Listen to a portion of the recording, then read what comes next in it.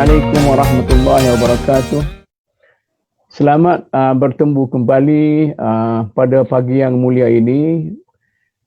Kita menyambung siri perbincangan kita, iaitu perbincangan tentang sosio budaya Melayu Islam dalam negara kita ini, dan pada pagi ini kita ada 3 orang tetamu. Yang pertama sekali Datuk Seri Dr. Fahmin Rajab, iaitu bekas atau mantan pengerusi Asia dan bekas mantan ketua Siusuah Kementerian Perdagangan dalam negeri dan hal ehwal pengguna. Ini orangnya sangat popular dan tidak lagi perlu diperkenalkan lebih daripada itu. Ke tengah ke tepi pun dia boleh, tak ada masalah. Tamu kita yang kedua ialah Datuk Seri Dr. Kamarul Roshidan Haji Saleh, iaitu pengerusi Kelab Usahawan dan Profesional Malaysia. Juga orang yang sangat yang terkenal. Dan yang ketiga Tuan Haji Muhammad Fauzi Abdul Hamid. Ini Mufas punya tuan punya lah, orang yang cukup berpengaruh dalam industri perniagaan dan sebagainya. Jadi hari ini tajuk yang ditentukan oleh pihak Urustia ialah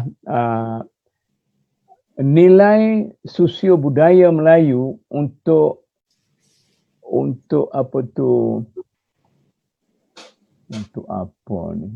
berjaya dalam perniagaan dan keusahawanan orang Melayu.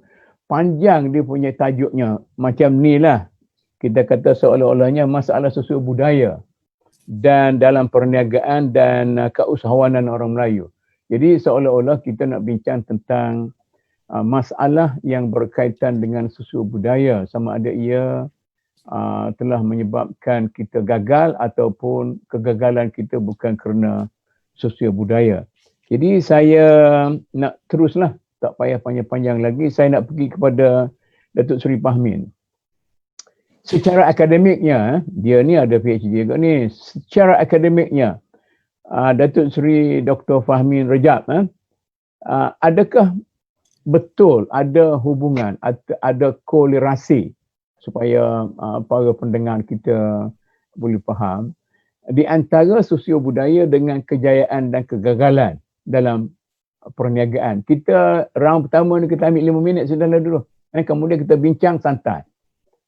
Saya akan dibantu oleh Datuk Dr. Abdul Halim, orang tuan punya rumah ni lah, tuan punya media ini yang telah menjemput saya supaya bersama dengan rakan-rakan kita pada hari ini. Ya, saya Datuk Seri Fahmin. Assalamualaikum, terima kasih Tuan Brusi. Ya. Kalau jawapan yang simple, tidak ada hubungan. Ya. Sosio budaya ni tidak menentukan kejayaan, kegagalan siapa-siapa pun yang meniaga ni. Saya katakan demikian kerana boleh katakan kegagalan kejayaan itu adalah kerana individu tertentu tersendiri. Kalau dia berjaya gagal. Jangan disalahkan kerana background dia tu Melayu ataupun Cina. Sebab kalau kita lihat orang Cina di Malaysia ni pun bukannya ada start dia tu dah berniaga. Kalau di Pasir Putih tu masa sekolah tu, kebanyakannya kerja dia angkat tahi. Zaman berak dalam berdi dulu. So maknanya, tapi kerana necessity, keperluan seseorang itu, dia mencebur diri dalam perniagaan. Dan jenis yang pertama mungkin gagal, mungkin berjaya. Jadi kita orang Melayu ni, kita mesti bukan sosio budaya, latar belakang mungkin kerana keperluan untuk kita berniaga tidak ada. Maknanya bukan ras lah, tapi individu lah. Necessity tidak ada, needs tidak ada. Macam katalah saya sendiri. Kita ada berkampung, mak bapak kita orang kampung. Kita nak keluar universiti, nak kerja cepat, nak tolong mak ayah kita atau adik kita sekolah. Jadi nak pergi terus berniaga, maka risikonya amat tinggi. Yang keduanya, pengalaman tidak ada, ilmu tidak ada. Jadi kita masa itu, yang terbaik bagi orang Melayu ialah menjadi pegawai kerajaan. Jadi kalau orang Melayu ni dapat jadi pentadbir yang baik di peringkat negeri ataupun federal, tidak ada sebab mengapa mereka tidak berjaya dalam perniagaan. Cumanya the need itu tidak ada pada masa itu. Tapi macam Saudara Fauzi ini, dia lain. Dia sekelas dengan saya form 6. Dia belah awal-awal lagi. Sebab dia daripada keluarga yang berniaga. Dan dia tak perlu bekerja untuk bagi saran pada bapak dia. Itu bezanya antara Fauzi dengan saya. Saya dengan dia same class, form 6 di Statsman College. Jadi saya katakan bahawa sosiobudaya ni tidak ada kena-mengena. Melainkan kita nak sabitkan dalam latar belakang kita lebih kepada pengalaman. Boleh kita katakan bahawa mungkin pengalaman, ilmu. Jadi kalau kita nak berniaga, kegagalan kita dalam perniagaan ini ialah kerana tidak ada ilmu, tidak ada pengalaman. Saya menjadi penasihat kepada Perdasama. Perdasama ialah Persatuan Perdagangan dan Pengusaha Melayu yang dipropoli di IZMR. So, jadi penasihat, tapi tak ramai orang nak mintakan nasihat. Dia tak tahu apa nasihat dia perlukan. Kerana you nak minta nasihat ni mesti tahu apa masalah you sendiri. Jadi, jawapan yang singkat kepada soalan tadi ialah, saya rasa tidak ada correlation. Bangsa dengan vocation bekerja ini tidak ada kena-mengena. Tidak ada correlation. Hanya yang jadi faktor keperluan semasa setiap individu. Saya kena balik kepada Datuk Halim lah yang membentuk tajuk ini. Seolah-olah apa yang Datuk Seri Fahmin kata tu menafikan kebenaran tajuk ni. Ada satu soalan balik ke kepada Datuk Seri? Sebenarnya Datuk Seri itu secara tak langsung dia bergantung kepada upbringing.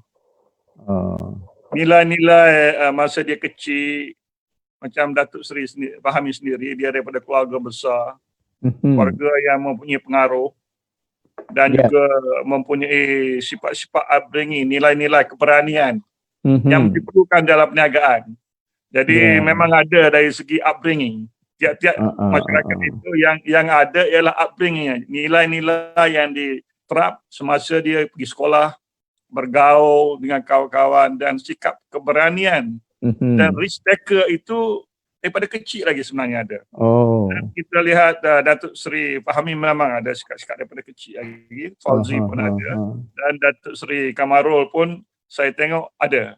Jadi memang tidak mengikut kepada nilai masyarakat, tetapi nilai upbringing sesuatu family itu ada mencorakkan keberanian dan risk taker seseorang yang ingin mencebur diri di dalam perniagaan, sebab dia mesti buat keputusan yang tegas dan juga ada risiko yang perlu dihadapi semasa dia buat keputusan. Perlu satu keberanian. Daripada kecil lagi orang yang nak berniaga ni kena berani, bukan berani gocoh, berani untuk keputusannya. Itu saya punya. Mungkin Datuk Seri Fahmi boleh komen lah sikit. Macam mana Datuk Seri? Itu yang disebutkan oleh saudara kita tadi itu tidak mencerminkan sosial budaya bangsa. Lebih merupakan supaya environmental. Bukan persekitaran yang mencorakkan individu menjadi seorang peniaga ataupun seorang pentadbir. Jadi saya setuju kalau tidak dimasukkan nilai bangsa, memang kita dicorakkan oleh environment kita. Kalau kita bapa kita tanam padi, kalau tak ke sekolah, tanam padi lah kita. Kalau bapa kita bergetah lah kita. Itu budaya lah tu. Itu budaya memang ada, tapi saya tak nak link sebenarnya itu dengan bangsa. Siapa sajalah boleh berlaku lah. Dulu saya masa muda-muda dulu ada satu kawan baik saya orang Cina, dia kuat berniaga, dia engineer. Dia kata, lu mana boleh berniaga, lu orang semayang. Macam mana tu? Elemen berniaga ni kita dapati bahawa etika perniagaan pada satu masa dulu, ada sekarang pun tidak begitu Islamik. Yang pertamanya tentang riba, penipuan pun ada. Tak, soalan-soalannya semayang tu sebab satu halangan daripada berniaga, maknanya tak pandai nak. Macam iyalah, dia sudah kata macam tu lah tadi. Okey. Curi timbang. Kita dah dia, kita tak boleh ambil riba, kita tak boleh curi timbang.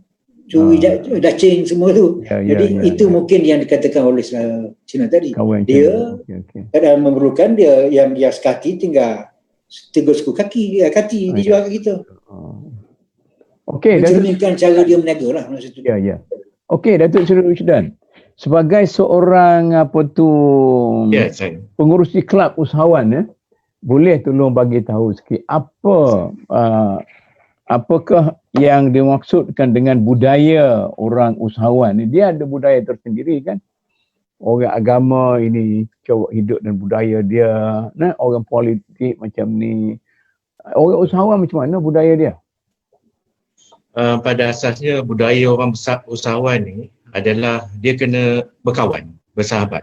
Dia kena ada ramai sahabat, ramai kawan, kerana pada akhirnya mereka memerlukan antara satu sama lain.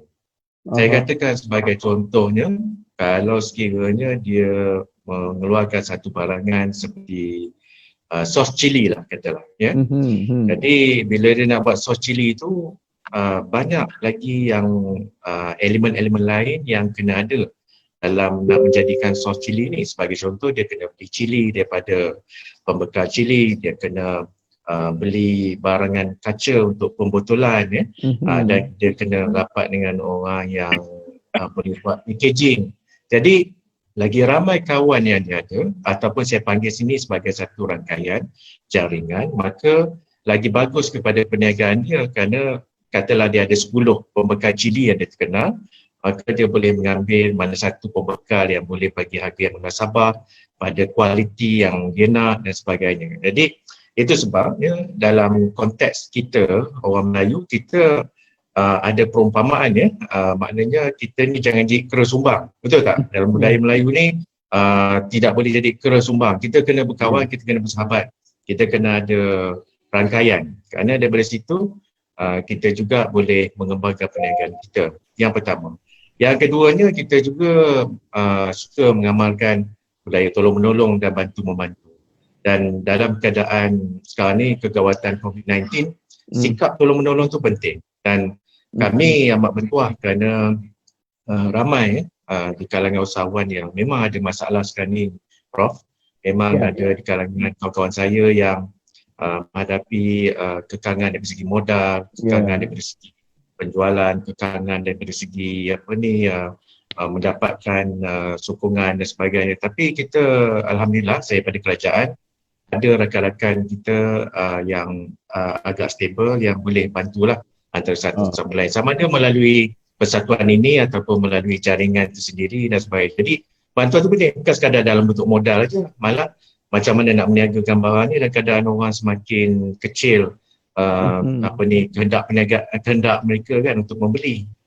Jadi benda-benda macam inilah yang menjadi isu di kalangan. Tapi saya nampak budaya kita kat Malaysia, sosial budaya khususnya di kalangan orang Melayu banyak membantu. Dalam keadaan kegawatan sekarang ni banyak membantu. Kerana kalau kita lihat, apabila setelah selesai je PKP itu dan semua orang kembali berniaga, saya nampaklah di kalangan kawan-kawan saya ni dia bantu-membantu. Okey, saya kenal ni ada orang suka produk awak ni, nanti saya bagi nombor telefon dia, awak hubungilah dia.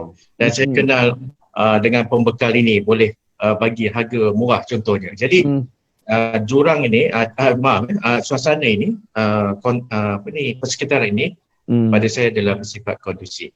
Tetapi walau bagaimanapun, saya setuju dengan pendapat yang bagi Datuk Seri tadi sebut, ya. Sebab satu daripada cabaran yang kita hadapi ni ialah kebanyakan daripada generasi sebelum ini, kecuali generasi Y sekarang ni, SY, generasi yang sebelum ini memang pembawaan dia, upbringing dia adalah dalam dunia yang tak begitu memahami, tak begitu mengerti tentang perniagaan, tentang keusahawanan. Sebab kerana upbringing kita punya fokus masa itu adalah lebih kepada nak bekerja dengan kerajaan ataupun nak menjadi petani dan sebagainya. Jadi ini adalah antara faktor utama yang telah menyebabkan upbringing itu berlaku. Tetapi daripada kalangan generasi muda, saya sebenarnya berasa agak kagum, ya, sebab saya lihat generasi S, generasi Y ini, mereka memang fokus perniagaan. Dan perniagaan mereka sangat berbeza dengan cara kita berfikir berniaga dulu. Macam contohnya kalau dulu kita fikir bila nak berniaga kena buka kedai, kena ada pekerja, kena ada kilang, kena ada sebagainya lah ya. Mana lengkap lah tu. Tapi sekarang mereka tak begitu lagi. Mereka sekarang berniaga online. Mana tak ada rumah kedai, tak ada pekerja, tak ada, kadang-kadang mereka sendirilah pekerja, mereka sendiri juga bos kan. Jadi maknanya perniagaan itu berbeza, pendapatan besar tapi overhead kurang. Kerana mereka berniaga daripada rumah secara talian. Dan saya dapati bahawa keadaan ini memberi kesan yang besar. Saya ambil contoh Prof. Sewaktu dalam suasana COVID ni, ada 5 jutawan anak muda Melayu yang berjaya dihasilkan ya. Salah satu daripada dalam COVID ni. Dalam waktu COVID ni, tiba-tiba dia jadi jutawan ya. Saya beritahu sebab contohnya ya, saya ambil salah satu jutawan itu, dia berniaga kek. Dia buat kek daripada rumah, satu kek tu. Jadi dia cipta satu kek tu popular. Adalah sekarang ni viral lah dalam media sosial sekarang ni, viral. Dia buat kek saja. Sebelum ni kek dia biasa-biasa je, ya, memang tak begitu popular sangat. Tetapi dia ubah suai sikit, dia buatlah kreativiti dia. Maka kek ini mula-mula dijual di kalangan kawan-kawan sebar-sebar luas-luas, jadi popular satu Malaysia. Jadi dia mendapat permintaan kek ni tak menantangkan dia. Satu hari lebih kurang dalam 20,000 kek diperlukan ya, untuk supply satu Malaysia sebab dia mulai perniagaan online. Dan secara tiba-tiba dalam tempoh 2 bulan dia dah menjadi jutawan. Waktu dia dalam COVID. Dan perniagaannya macam mana? Tak ada pejabat pun, tak ada rumah kedai pun, tidak ada kilang pun. Semuanya buat daripada rumah dan perniagaan itu dilakukan melalui online.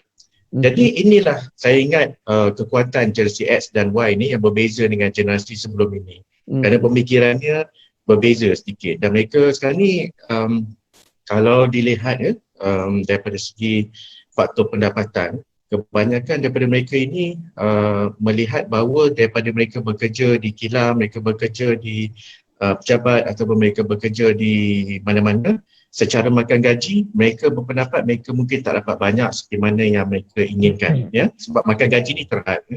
Jadi pemikiran anak muda sekarang ni, dia suka perniagaan sebab dia yakin dia boleh dapat banyak.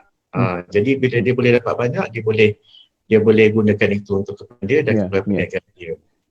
Jadi begitulah senarionya, Prof. Okey, terima kasih. Datuk Alim, ada nak tanya ke? Datuk Pengerusi, dari segi apa yang dikatakan oleh Datuk Seri Kamarul Rashdan itu, sebenarnya ada nilai-nilai budaya yang disebut dalam keadaan kita adaptasi lah. Orang Melayu ni dari segi adaptation kepada teknologi, contohnya teknologi online. Memang sejarah kita orang Melayu memang selalu mengambil barang daripada luar, teknologi. Jadi kita mempunyai kebudayaan, kita mempunyai adaptasi yang tinggi. Kita boleh menerima teknologi daripada luar diguna pakai oleh kita. Jadi sebagai contohnya online business ni ialah sikap Melayu, nilai Melayu yang ada adaptasi. Keduanya dalam situ kita juga orang Melayu juga ada dipanggil usaha sama, cooperation di antara orang Melayu daripada dulu lagi. Cuma yang kita mesti tentukan sebenarnya competition dalam perniagaan itu sebenarnya usaha sama. Usaha sama yang disebutkan oleh Datuk Kamarul itu ialah competition sebenarnya. Orang Kelantan banyak yang berjaya sebab dia mempunyai daya competition yang tinggi. Bukan dia bergaduh tapi compete, bersaing kata orang Kelantan. Jadi nilai budaya bersaing inilah yang kita ketengahkan. Yang itu sebab banyak usahawan daripada Kelantan lebih berjaya sekarang lah. Mungkin masa depan kita tak tahulah. Maknanya ada nilai competitiveness. Dalam nilai budaya Melayu itu ada competitiveness yang baik lah. Ada cooperation, ada tolong-menolong yang disebutkan oleh anda, ada rakan-rakan. Dan satu lagi yang saya tengok ada opinion leader yang nak jadi ketua. Orang Melayu ni berdasar kepada competitiveness, dia ikut. Kalau ada orang berjaya, dia ikut. Walaupun dalam hati dia ada iri hati, tapi dia ikut kejayaan tu. Ini yang kita nak timbulkan nilai-nilai sosio budaya yang boleh memberi kejayaan kepada kita. Itu dululah. Okey. Itu ulasan kepada yang Datuk Seri katalah. Tidak apa. Okeylah, kita pergi kepada Tuan Haji Fauzi ni. Kita nak dengar dan penonton nak dengar pengalaman yang begitu besar yang ada pada dia, mewarisi perniagaan daripada keluarga, kemudian dia bangun sendiri. Kemudian sekarang ni kalau kita lenggak tengok, nampak dia di atas dari segi bisnes. Macam mana Tuan Haji Fauzi? Tolong bagi pengalaman sikit. Assalamualaikum warahmatullahi wabarakatuh. Salam. Saya nak ulaskan sikit berkenaan dengan social yang di komen oleh Datuk Fahmi tu. Ya. Yes and no lah. Ada sedikit sebanyak yang berkaitan dengan sosial yang menimbulkan image negatif. Saya mahu beritahu lah daripada pengalaman saya kan. Saya besar di Kota Baru kan. Dari kecil lagi saya punya minat memang nak berniaga. Contohnya, masa saya umur 5, 6, 7 tahun tu, di Kota Baru ni, walaupun saya punya family tu usahawan buat kain batik. Dia bisnes kain batik kan. Bila bulan puasa, kita ni, saya ni kecil-kecil ni dibeli air batu blok yang abuk gaji tu kan. Potong di lorong ni saya kontrol. Di lorong sana siapa dia kontrol tau? Datuk Usam Karangkerah. Dia duduk di sana. Dia pun umur 5-6 tahun juga. Oh gitu. Masa tu kita umur 6 tahun. Mungkin kita suka, mungkin kita nak dapat duit. You beli satu blok tu RM1.50, potong kecil-kecil jual 10 sen, 20 sen, apa gaji dengan buku dengan kertas kan. Bila saya balik kena hotel. This is the why I say there is some relationship between budaya maruah dengan itu. Menjatuhkan nama keluarga. Begitu. Mu ingat aku tak boleh makan ke buka. Itu dia. Di situ. Jadi bagi yang orang-orang tak peka kan. Dia kata okeylah kita tak nak buat lah kan. Tapi saya ni gedebe ni buat. Siapa saya ngaji sekolah pun Datuk Fahmi tahu dah. Saya tak kata pergi form 6 juga, geography, history, biology, dia belok dah saya makan aku kan. Pasal environment saya berkawan dengan orang kerja. Orang yang spend money, orang pada motosikal ke apa. I challenge myself, dua orang saya challenge. Ni, now I tell Datuk Fahmi. Datuk Fahmi dengan Tuku Mahalir, same class kata. I challenge. You take 5 years, you graduate. I take 5 years, where we are. So that kind of challenge. So this is lain sikit dengan sosial budaya yang biasa di Melayu. Tapi yang saya sedih lah, bila saya masuk kerja, saya jual susu atas van. Nestle kan. Senior Cambridge dapat pakat tinggi tak ada. Lepas tu, oleh kerana bidang ni orang Melayu tak ada. Kalau di Kelantan tak ada jual susu atas van lelong kan. Jumpa dengan waris di stok logo pun dia pandang lain tau. Tak nak tengok dia. Oh gitu. Begitu. You tahulah, that is it's not respectable job lah. Yalah, masa tu boleh jadi ADO dah tu. Dia masa tu, you pakai inspektor sekali tanda kalau you nak pergi ngorak macam-macam ni. Betul. Semua pergi inspektor boleh, sekali tanda. Gaji dia berapa 200-300 ya kan? Kalau kita ni gak allowance dia komersial lagi banyak pada dia, tapi pakat darjat tak ada kita. But saya punya target is I want to show Datuk Fahmi and Mahalir after 5 years we are not far off. Itu dia. Menarik. Allah tu great kan. So inside me there's always the desire to perform. Lepas 5 tahun Mahalir masuk kerja dengan Nestle tau. Jadi trainee lah. Jadi saya tengok tadi. Mengaji 5 tahun tak. Aku kamu kata dia jadi trainee. That is the itulah. But salah satu je yang kita have to be very careful, kita cepat sangat brand orang kita ni tak tahu menego, bodoh, malah. This stigma, you create your own image to your own kind itu. macam kita kata apa ni motosikal ni sasah naik motosikal ni kan, kita bagi dia mak rempik kan. Give them brand, that is a very negative image. So kita kalau Melayu tak boleh tengok bodoh, mari lambat, tak ada disiplin. Every race kau ada ni kan. Tapi oleh kerana kita di Malaysia ni, kita orang Melayu yang ramai kan. Kita kurang bahagian perniagaan, jadi kita selalu itulah. Dan satu lagi saya mesti disiplin lah. Disiplin saya nasib baik. Saya masuk Nestle tu, Nestle you tahu dah, Ju cakap dia tahu. Saya punya bos semua Mak Saleh. Ya. Dia orang, you tahu lah, macam soldier, dia train you. Jadi saya tengok Ju dia. They know that you have the potential, they give all ilmu to you because you have to give back to them. Macam kita ni, kedekut kan, takut nak lawan balik. Betul. That's where we get the skill. Daripada situ, discipline is the highest priority. On the integrity apa tu, natural discipline. Then that is how they measure the performance. Jadi alhamdulillah pasal saya seorang Melayu, masa Mei 13 saya dalam Nestle kan, takut juga dah pasal kita seorang Melayu. 90% of the market are Malay, Chinese market. I have to look after everywhere gitu. So I survive. Dan I punya experience ni, Cino ni pelik pula. Cino ni kalau dia ingat you ni berguna, dia memang treasure you. Because you perform, you are an asset to them. Tapi kalau you are liability, dia jadi kuli lah. kita jadi kuli dia. Tidak. Because they know, because to go to this, if you have got this. Jadi tak ada diskriminasi dari segitu? Ada. If you are good, you are good. This is island lah. Because you are the value. Diri you sendiri kan. That is how then come back to the present situation. I ni very practical. Macam Dato' Fahmi tahu, when I set up Asia, my plan was like this.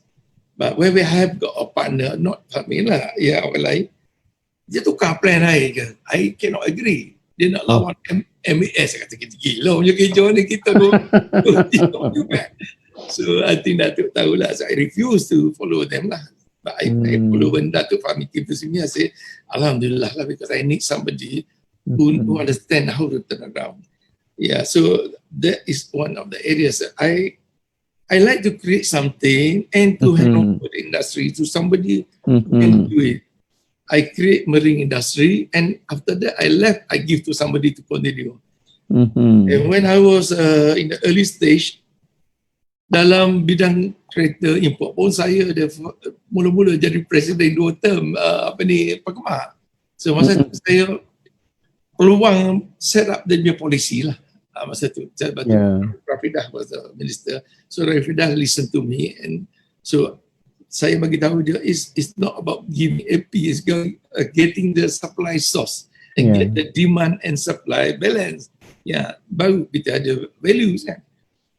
It was good in the beginning, but the Malay community ni bila dia dapat tahu macam ni, dia kata saya tak tolong Melayu kan.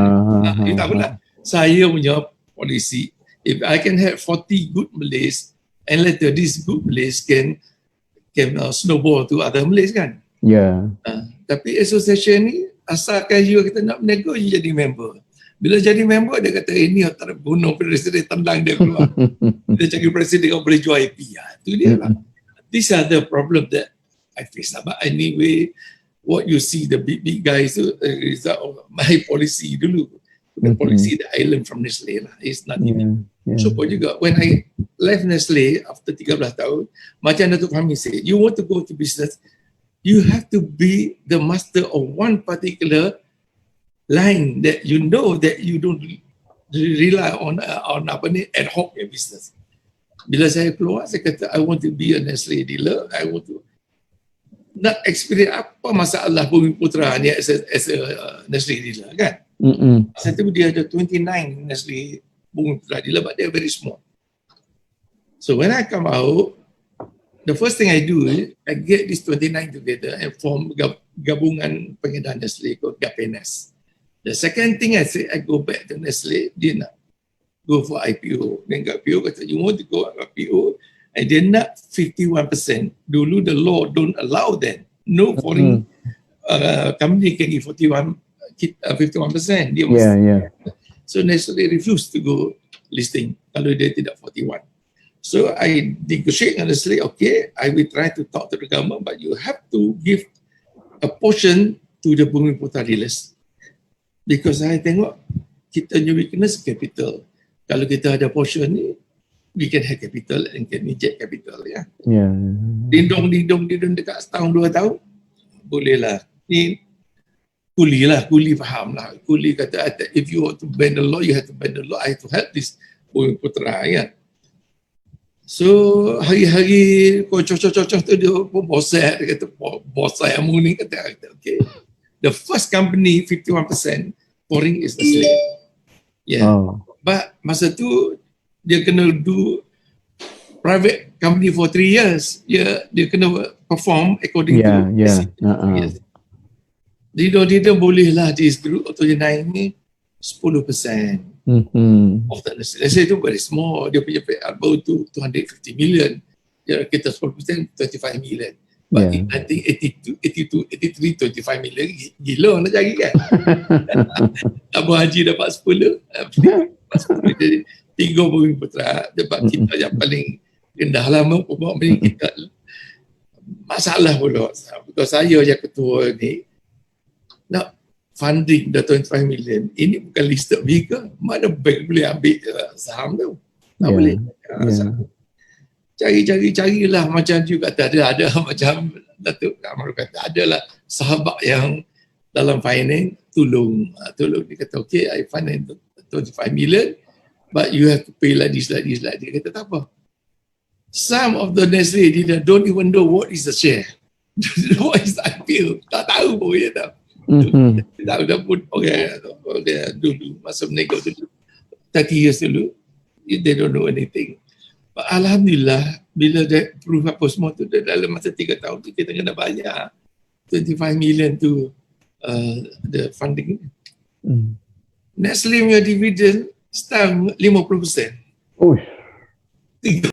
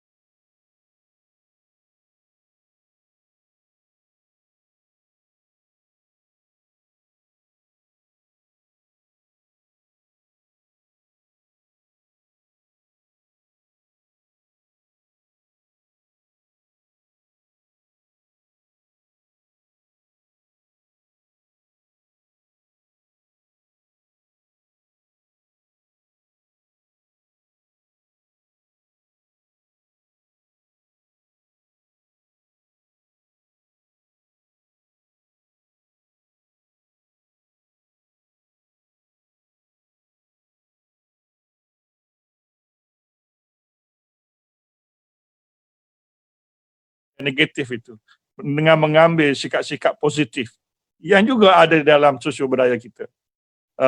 Ini saya ajukan soalan saya kepada Datuk Dr. Fatmi sekejap. Terima kasih. Dia sebenarnya Dr. Mahathir bila dia jadi Perdana Menteri pertama kali besok kita baca buku. Buku saya baca ialah How to be Rich karangan John Paul Getty. John Paul Getty ni antara usahawan dunia yang terkemuka. Dan dia, saya lupa semua yang saya baca, tapi satu yang saya ingat dia kata, kalau you are a good manager, you are a disciplined person, tak ada beza you manufacture basikal atau manufacture kapal terbang. Bermaknanya asalnya diri kita sendiri. Dan bila saya dipanggil untuk ceramah bila pension ni kepada pegawai kerajaan, saya katakan bahawa kalau you are not a good civil servant, a good administrator, ingin harap you nak berjaya di sektor swasta. Bermakna kita mesti jadi satu pegawai yang baik, cemerlang, berdisiplin, kata Tuan Syibazli, baru kita boleh berjaya di luar sana. Bermaknanya tak kira lah kita mature di bidang manufacturing, ataupun marketing, ataupun dari segi services, finance, IT dan sebagainya. Itu sebab saya katakan tadi, saya tekankan kepada peranan individu. Individu penting.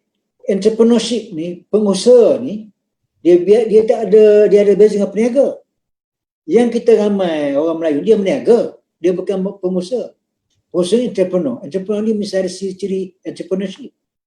Dan kalau apa ni, Tuan Busi tahu lebih lah, kalau kita baca Quran tu banyak unsur-unsur disiplin dalam diri manusia.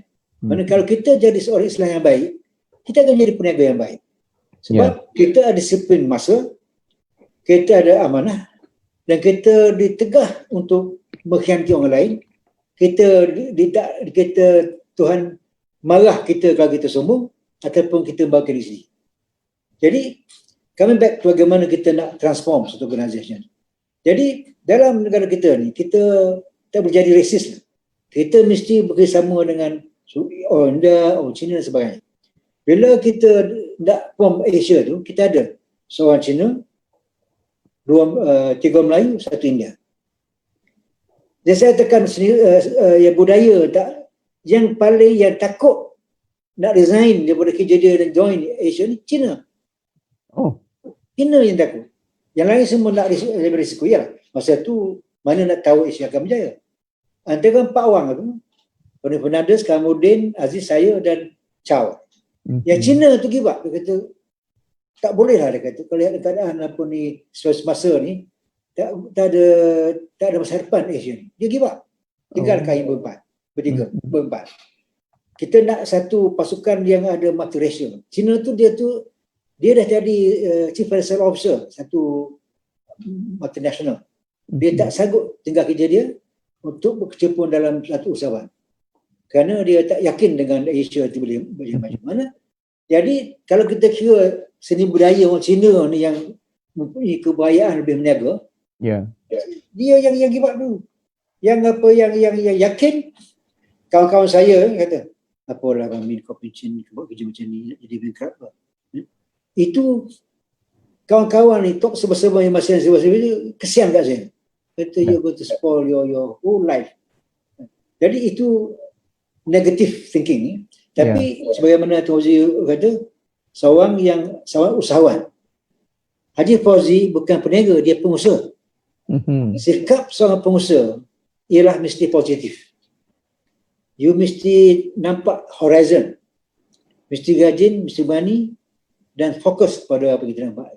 Jadi sebagai contoh, Asia sebelum kita take over tu, dia dua kapal terbang. Dia pergi 2 kali seminggu ke Langkawi. Jadi bagaimana you nak buat untung dengan 2 kapal terbang yang tak cukup penerbangan yang banyak masa berehat. Bila kita take over 2 kapal terbang tu, kita boleh pergi tiap minggu ke Langkawi dengan penggunaan masa yang sesuai. Ini menggunakan expertise ni. Jadi tak ada siapa yang bijak. Dari Pandas pun tak bijak, saya pun tak bijak, Kamuddin tak bijak, Aziz tak bijak. Tak ada siapa ada pengalaman dalam aviation. Jadi Fauzi mungkin ada pengalaman sikit sebab dia menggunakan aviation. So kita employ orang yang pandai. Ini saya perhatikan daripada ketua saya yang cemerlang. Antaranya Tengku Syariman masih lagi. Dia tak cerdik sangat, tapi dia menentukan bahawa orang yang bekerja dia itu orang cerdik, berpengalaman dan berpengetahuan. Jadi kita kalau kita seorang pengusaha, you can buy talent, you can buy expertise. Jadi itu yang boleh menjadikan kita tu maju dalam perniagaan kita. Kita tak boleh bodoh sombong, kita pandai semua. Kita mengaku di mana kelemahan kita, dan kita employ, kita jadi ambil orang yang pandai untuk bekerja. Itu cara kita bekerja. Especially kalau dah berniaga tu besar, it's not one man show. Tiap-tiap orang dalam partner tu, dia akan menjalankan kerja-kerja yang dia ada kepakaran. Yang kita ada kepakaran, kita buy talents. Itu yang berjaya kepada Asia. Kita employ Conor McCarthy ini yang pernah bekerja dengan low cost lain, kita employ dia sebagai konsultan, dan kita tak cukup duit nak bagi dia gaji, kita in another shareholder pada Asia. Itu rahsia kerjaan. Tak adalah cerdik sangat lah daripada Sekopahami Raja aku. Kemudian kita pandai menggunakan orang lain untuk kepentingan perniagaan kita. Nampak lagi tu Tapi yang Tuan Haji Fauzi kata tu desire. Macam mana tu Dia tiga unsur-unsur penting dalam kita buat kerja. Apa sahaja kerja. Satu, kita mesti ada desire. Desire. Yang kedua, kita mesti ada belief. Yang ketiga, expectancy. Ini sedikit filsafah lah. Desire tu kita mesti ada teman kelamat kita. Desire, belief. Dia kita mesti percaya kepada desire yang akan berjaya. Expectancy ni mana kita nampak pencapaian kita. Tiga elemen ni mesti ada pada apa-apa kita nak buat. Kita mesti ada desire. Kalau kita nak tackle bini pun kita mesti ada desire. Kita ada keyakinan diri, kita cukup handsome nak tackle bini kita. Dan kita ada expectancy. Aku mesti dapat gadis cerita ini untuk menjadi isteri.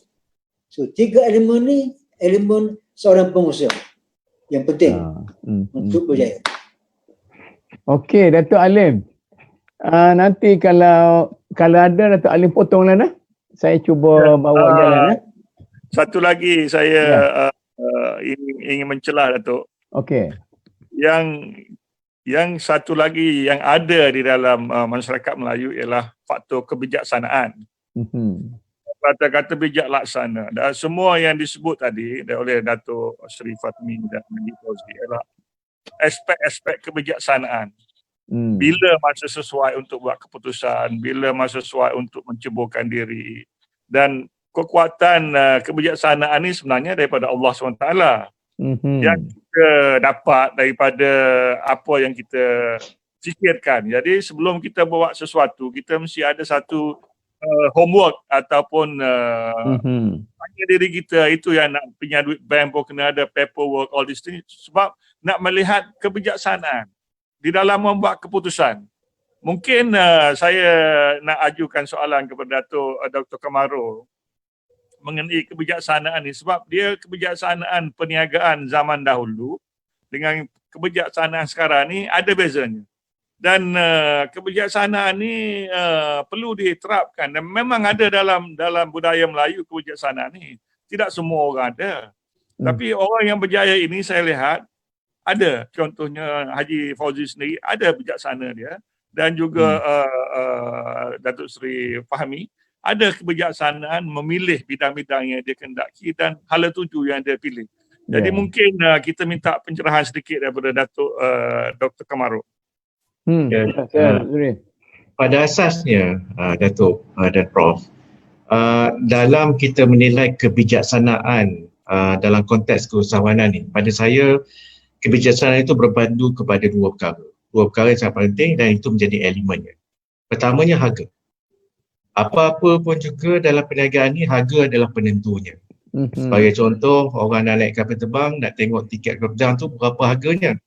Kalau sekiranya harganya itu tidak rendah, tinggi, maka orang akan menjadi pilihan yang lain. Kerana kita dalam dunia persaingan. Jadi kebijaksanaan menentukan harga itu adalah merupakan satu perkara yang paling mencabar dalam dunia keusahawanan. Yang keduanya ialah produk. Bila kita bercakap, okey, saya punya harga ni rendah tapi kualitinya tinggi. Jadi bagaimana kita nak memastikan produk yang kita tawarkan itu ada nilai-nilai yang lebih baik ataupun sekurang-kurangnya setara dengan produk-produk lain yang ada dalam pasaran. Apabila kita memperkatakan tentang harga dan produk, ya, nak menentukan harga dan menentukan produk ini, ia melibatkan 3 perkara penting dalam kehidupan nilai sosial budaya kita ni. Pertamanya apa dia? Ketamakan. Adakah kita ni seorang yang tamak? Kalau kita seorang yang tamak, kita nak harga yang lebih besar, harga yang lebih tinggi, dan kita akan berikan produk yang kurang berkualiti. Ataupun produk-produk yang kata orang produk-produk yang tidak menepati. Jadi apabila ini berlaku, maka dah tentu produk yang kurang berkualiti, harga lebih tinggi, menggambarkan sifat-sifat kita yang mungkin ketamakan kita. Itu yang pertama.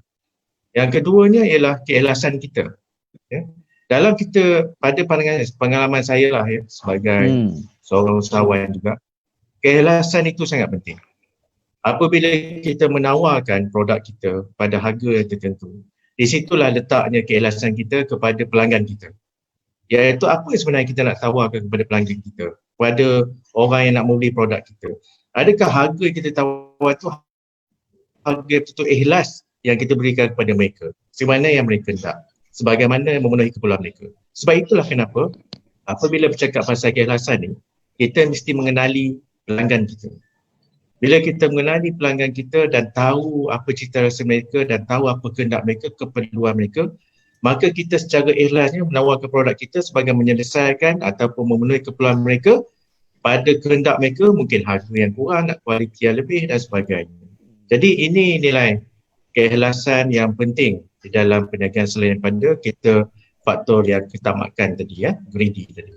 Dan yang ketiganya yang saya rasa yang paling penting sekali, elemen yang penting sekali, ialah kejujuran. Tadi bercakap pasal integriti. Ya, integriti satu perkara. Tetapi apapun integriti itu dia datang daripada kejujuran kita. Apabila kita berkata, okey, produk saya adalah harga yang paling murah dalam pasaran, produk saya paling berkualiti, kita berjujur ke bercakap tentang perkara tersebut?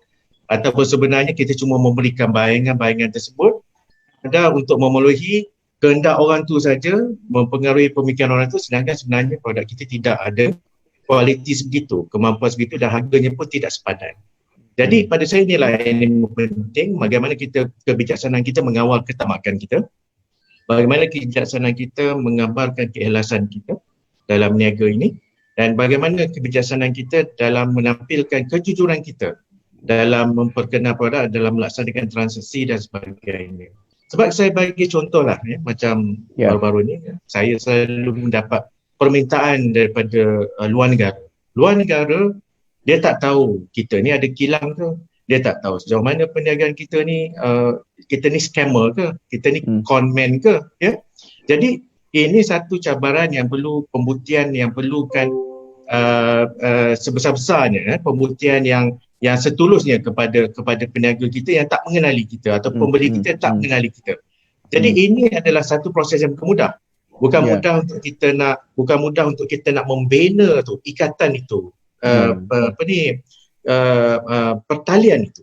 Jadi apabila macam kita katalah kita nak perniagaan kita nak kita berniaga, kita nak yakin pelanggan, pertalian itu nak ikat tu macam mana? Inilah selalu satu cabaran besar, terutama pada mereka yang tak mengenali kita. Sebab itulah pada saya ketiga-tiga elemen tadi yang penting. Kita jangan terlalu tamak sangat, kita unding, cari penyelesaian yang terbaik, penuhi seboleh-boleh berapa yang kita penuhi. Yang keduanya kita kena ikhlaskan saja. Mungkin kita tak dapat untung yang besar, mungkin kita ada untung kecil saja, tapi demi untuk menjayakan satu perniagaan dan asalkan yang kita boleh menampung keperluan kita, maka kita ikhlaskan saja. Yang ketiga, kita kena bersikap jujur. Kalau kita kata kita akan hantar hari ni 100,000 produk kita kepada ni, kita kena hantar pada tahap kualiti yang ditetapkan. Kerana implikasinya kalau kita tak dapat begitu, maka akhirnya kebijaksanaan itu akan mendatangkan satu masalah pada kita. Kan? Mungkin pembeli kita tak puas hati dengan kita, kemudian itu adalah transaksi yang terakhir, kemungkinan itu akan membawa kepada masalah-masalah rintitan kemudian seperti tindakan saman dan sebagainya. Kan? Jadi itu adalah antara beberapa faktor yang cuma tadi Tuan Haji Fauzi tadi ada sebut tentang soal kolaborasi tadi antara kerajaan. Saya tertarik dengan Tuan Haji Fauzi bagaimana dia melibatkan kerajaan itu bukan sekadar untuk kepentingan dirinya, malah untuk kepentingan masyarakat. Ini pun satu lagi faktor yang penting. Kita kena juga satu lagi faktor yang penting, kena fikirkan masyarakat, fikirkan kawan-kawan kita. Kerana kerjaan kita bukan kerjaan kita seorang je, tapi kerjaan kita kerjaan kepada semua orang yang lain. Itu saja. Okey, Terima kasih. Satu soalan pendek, jawapan pun pendek juga lah. Sejauh mana kesan pengaruh grup terhadap individu? Sebab pengalaman Datuk Seri duk pimpin kelab ni kan, kadang-kadang kalau dalam teori sosiologi punya teori, maknanya pengaruh grup tu besar. Jadi sebenar apa yang dalam masyarakat kita berlaku ke tidak? Memang berlaku, pengaruh grup tu memang berlaku. Sebagai contoh saya ambil, macam sekarang ni ada satu keadaan di mana semua orang menjual jubah, semua orang menjual butik-butik pakaian Melayu. Penampilan fashion Melayu ya, dengan Datuk Alif Shukri lah, dengan Zawara dan sebagainya. Jadi grup ini besar, dan budaya grup ini apabila ada model kejayaan, yang lain mengikut, yang lain nak turut serta sekali ya. Dengan Nilofarnya, dengan sebagainya, mereka nak turut serta sekali bersama dalam budaya itu. Sebenarnya grup inilah yang sebenarnya mencorakkan trend pasaran. Jadi pada mereka yang berniaga itu, biasanya mereka mengikut trend pasaran. Itu kalau orang yang berniaga macam Prof kata. Tapi kalau kita seorang usahawan, kita takkan boleh ikut grup. Grup tidak akan memberi kesan kepada seorang entrepreneur, seorang usahawan. Kerana usahawan dia ada pendirian dia sendiri. Kalau dia rasa dia nak buka kilang buat sarung tangan, dia buka aja.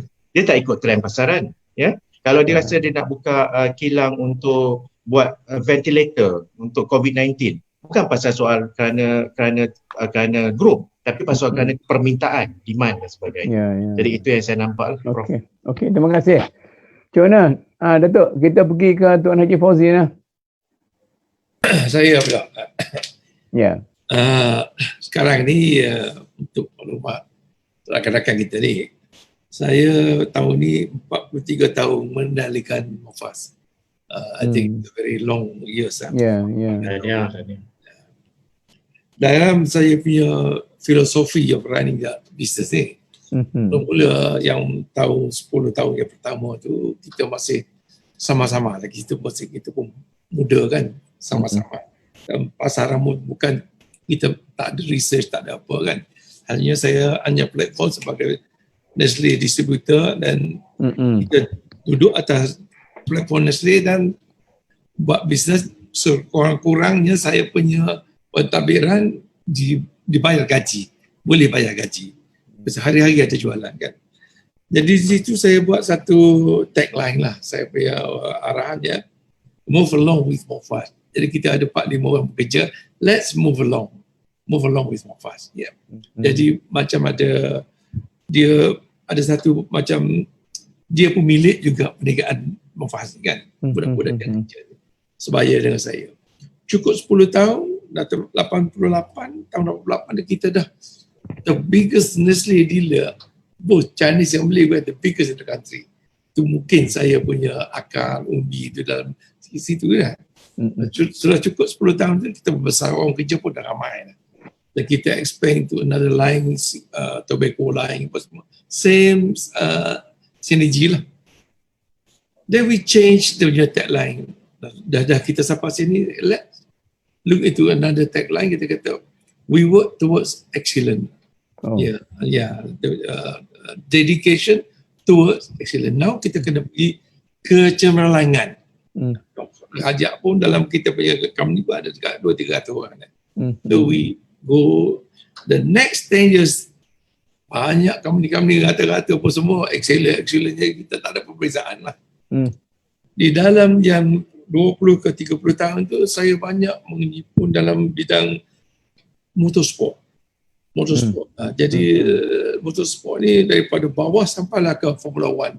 I think Datuk Fahmi tahu lah. Jadi di dalam motorsport, one thing that saya belajar lah, saya dalam masa 10 tahun tu saya 200 hari di Europe, 100 hari di Malaysia. Saya punya aktiviti. Saya ada racing team di Europe, semua tu. untuk mengendalikan motorsport, dia punya precision, dia punya management, dia punya accuracy tak boleh langsung di negligent, tak boleh involve life kan. Ya, ya. So, cukup 30 tahun kita balik pula. Kita tak nak excellence, banyak company excellence sekarang ni. Tapi go to zero tolerance. So this philosophy is very important. Kita build in the mind, the philosophy of our staff. So why dalam 10 tahun tu saya banyak cedok polisi motorsport tu. Jadi kalau kita bawa satu tu, we have to make sure we are committed at any level, and the teamwork must be there, the teamwork. Yeah. You tahu Formula 1, you tengok dah 4 tayar 3 second. Mana kita batuk tu dia tukar dah tayar 4 second.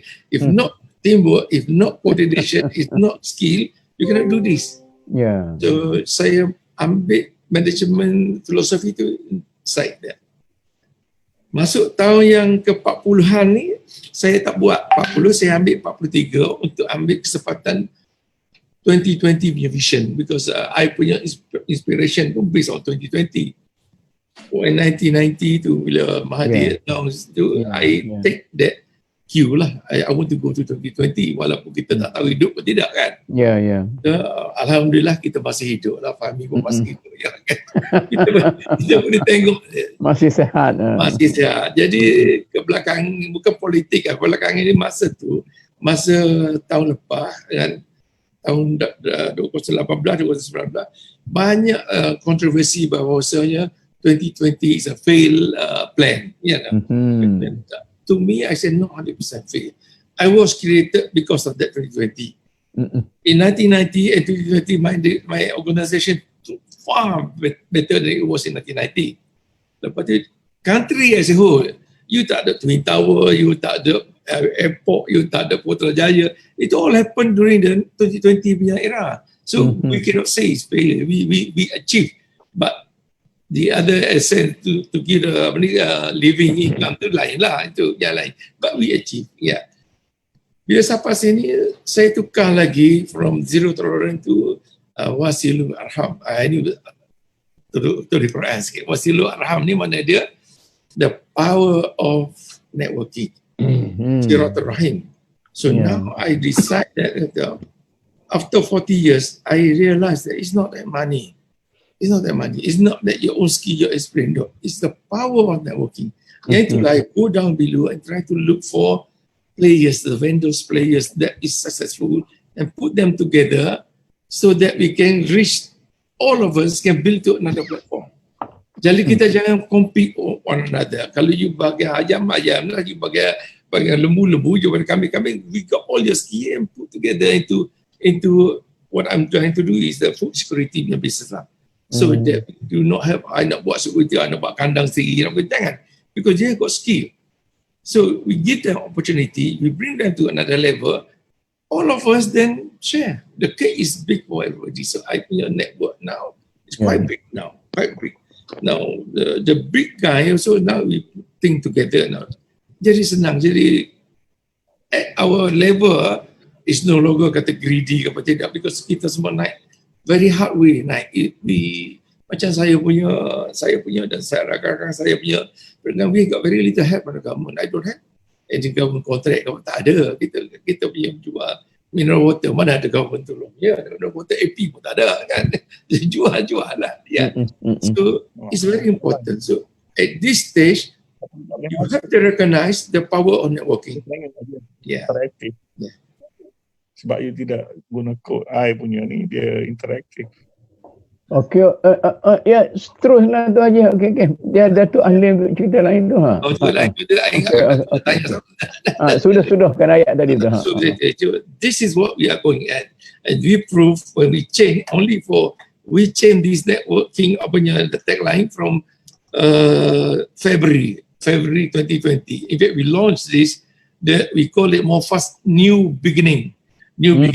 On 20 hari bulan 2 tahun 2020. Datuk Fahmi was there that night, right? Yeah. So happened after the next day, we don't see the government. The new government come. The next day after I launched, 2-3 days later, and then the next week, COVID bagi. Ya. Lepas COVID ni, dia panggil apa? The new norms. Tak different from the new beginning lah. Kata okay, we already prepared. We know, macam you kata lah, entrepreneur, they can see behind the screen. They can expect. I can expect we enjoy too long already. The recession will come. I expect that recession will come. So we have to change. We have to go fully digital, and we got to do a lot of networking. Yeah, I ingat dulu dalam sekolah Datuk Fahmi, masa kita ngaji geografi kita kata kalau you negeri tu tanam padi, you concentrate on tanam padi. Dan sana getah, you jangan fight so that we can get all the efficiency of the area tu kan. But we didn't follow this today. Jadi ni kalau satu jual nasi lemak, 10 orang nasi lemak tu bukan tikam isu nanti. It cannot be like that lah, yeah. So this is the lesson that I learned. I'm glad I punya network now quite prominent lah, quite prominent. Inshallah we are going.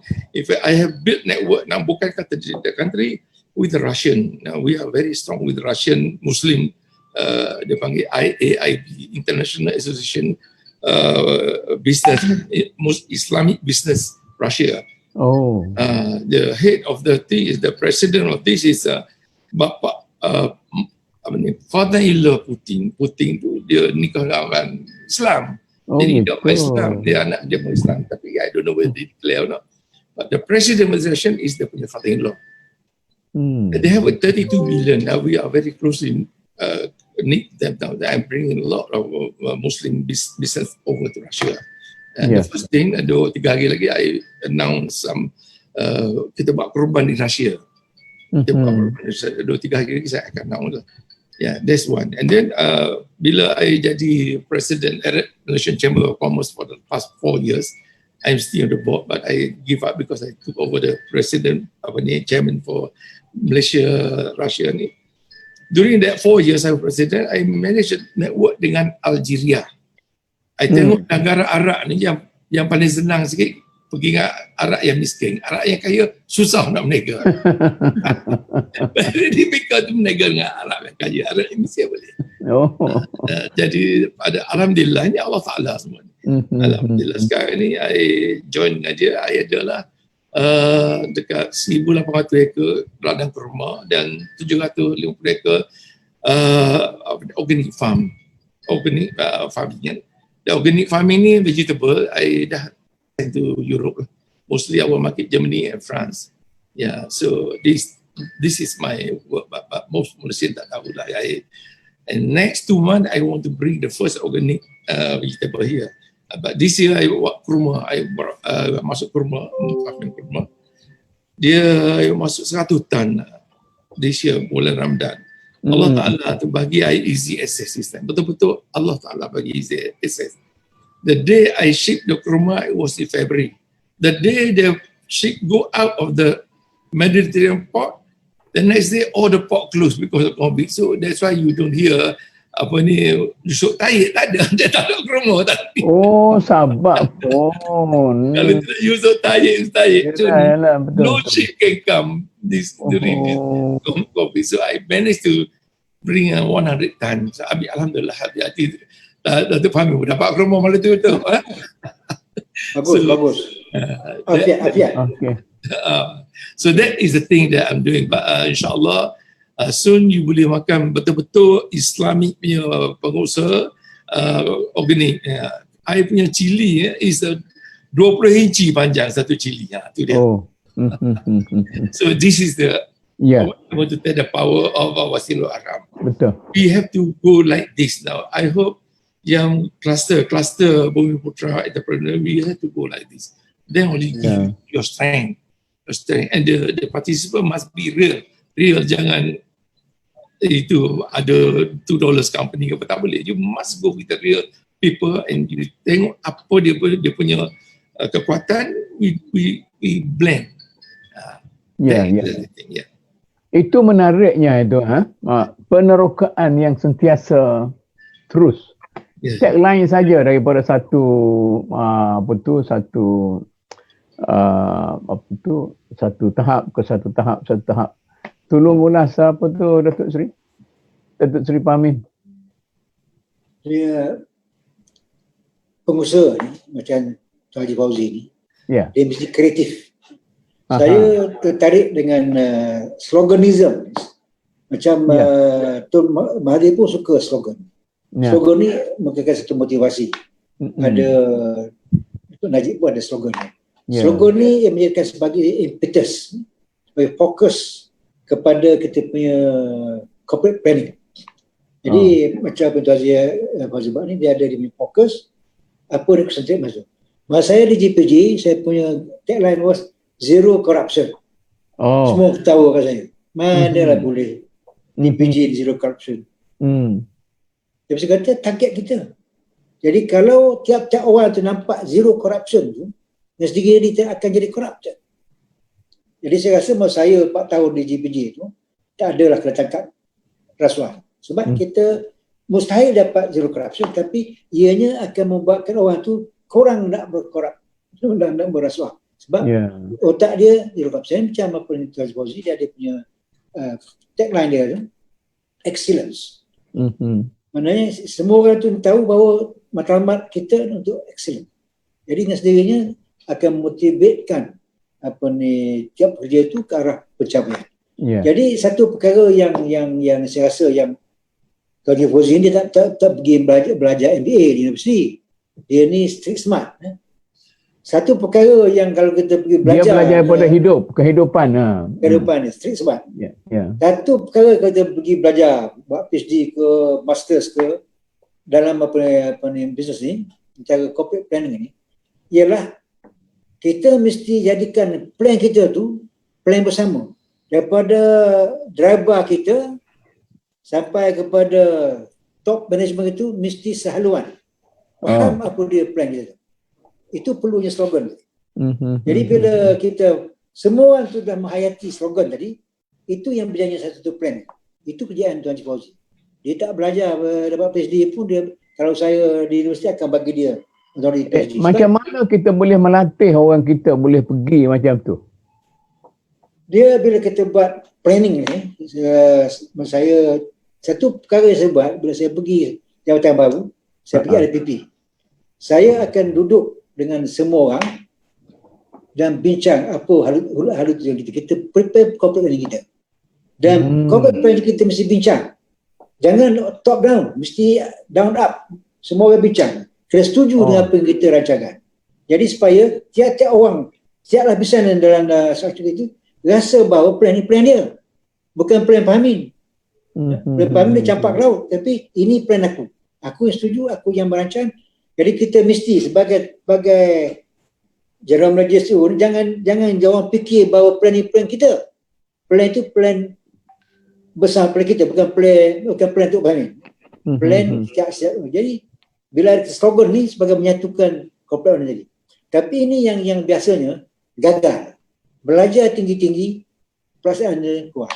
Sebab teori bagus tapi bila melaksanakan tak ada buatnya tu. Ini patut profesor dengar ni.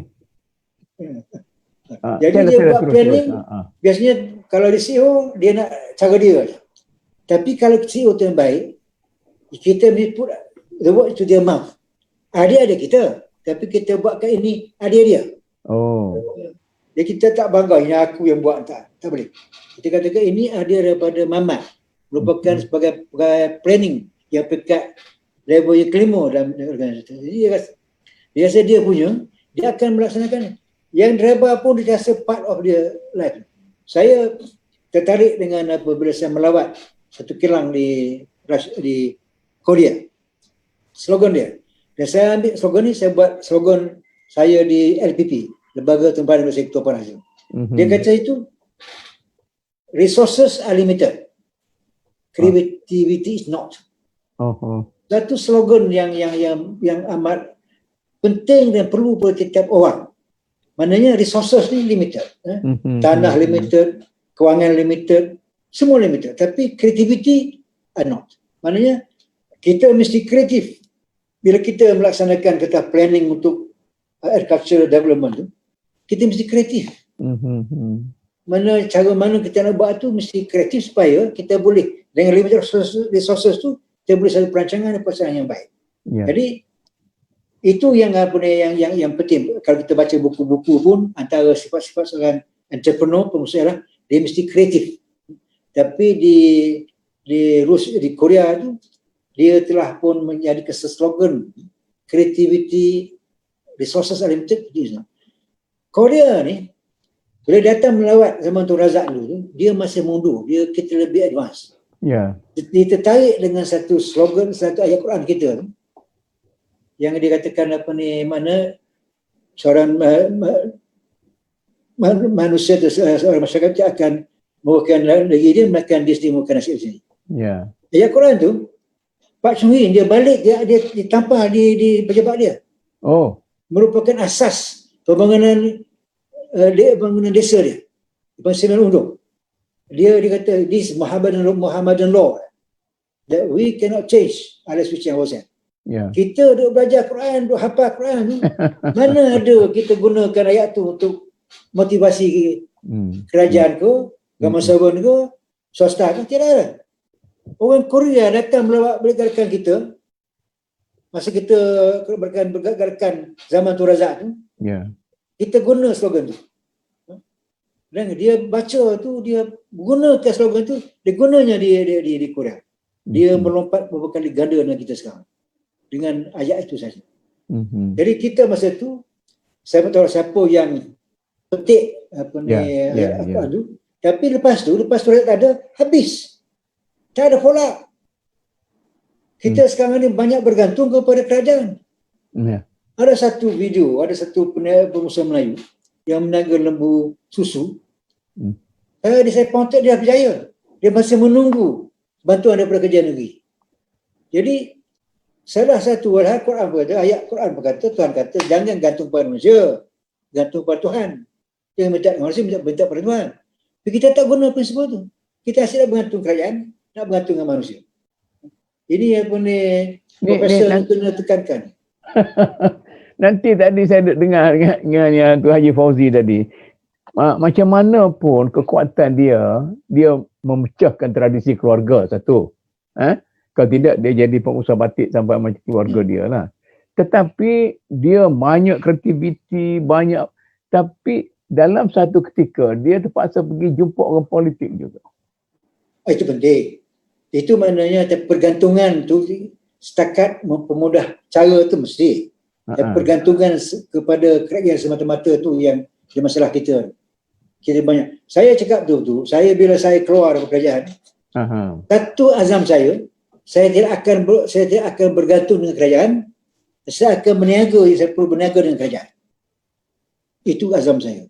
Sebab saya tahu susah nak jumpa kerajaan, susah nak jumpa KSU ni. Sebab saya tahu bila saya keluar, rupanya ramai nak jumpa saya, tak nak jumpa saya. Jadi mana kalau kita dah keluar, nak jumpa kerajaan memang susah. Yang mana yang berpengalaman tahu. Betul. Profesor tahu. Bukan senang nak jumpa KSU, apalagi menteri. Punya kata menteri, kawan kita dulu yang datang seminar kita pun dan menteri, tak boleh jumpa. Jadi saya punya azam, ramai rakan-rakan saya yang berkecimpung dalam bisnes ni, kata kita nak bekerja dengan kerajaan. Jadi company saya tidak berhubung dengan kerajaan. Market kita umumnya. Sebab susah nak bekerjasama ataupun bergabung dengan kerajaan. Walaupun penting, hanya bila perlu saja kita pergi jumpa kerajaan. Satu masa, sebagai contoh, Tasik Asmat ni dia keluar jadi chairman satu company GLC pun. Satu hari dia diminta oleh dia punya pegawai supaya hubungi satu pegawai kerajaan di kementerian dia dulu. Dia kata takkan benda yang semudah ini perlu saya nak hubung kementerian. Jadi dia baru sedar bahawanya begitulah susahnya kalau kita orang kecil nak berhubung dengan kementerian. It takes another ex-KSU nak bincang perkara itu dengan tu. Walaupun dia kecil saya. Jadi pergantungan kerajaan inilah yang menyebabkan kita, kalau kata sumber budaya ni, yang boleh mencengkam kreativiti orang kita. Sedikit kerja minta subsidi. Kerja kita mau subsidi. Saya sekarang ni masih lagi ada beberapa syarikat yang di listed di company. Tak ada. Market saya bukan kerajaan. Nak pergi berebut dapat tender, kena berebut dapat projek kerajaan. Saya tak nak lagi dah. So orang hack. Okey. Ha, sila. Jadi apa ni, kesimpulan ialah tadi saya katakan kita ada kreativiti. Ya. Kreativiti ni something yang kita boleh belajar. Something yang dari dalaman. Ya. Daripada pengalaman sendiri. Macam Tasya Fauzi tu, dia upgrade lagi dia. Sebagai pekerja Nestle, sebagai distributor, lari daripada makanan kepada motor racing, kepada motosikal, kepada sekarang dia pergi international sebab dia berkawan dengan arah-arah yang miskin. Arah kaya dan kawan dia. Yang miskin, dia ada plantation kurma. Dia import balik ke Malaysia. Dan kurma dia tu terbaik. Baik pada yang di Islam Melayu. Alhamdulillah. Datuk ada, kami tak nampak Datuk ni. Datuk Halim. Gila. Tak nampak Datuk Halim. Ya, ada soalan ke Datuk Halim? Tak ada. Sementara tu, Datuk ini Datuk Seri Rosdan.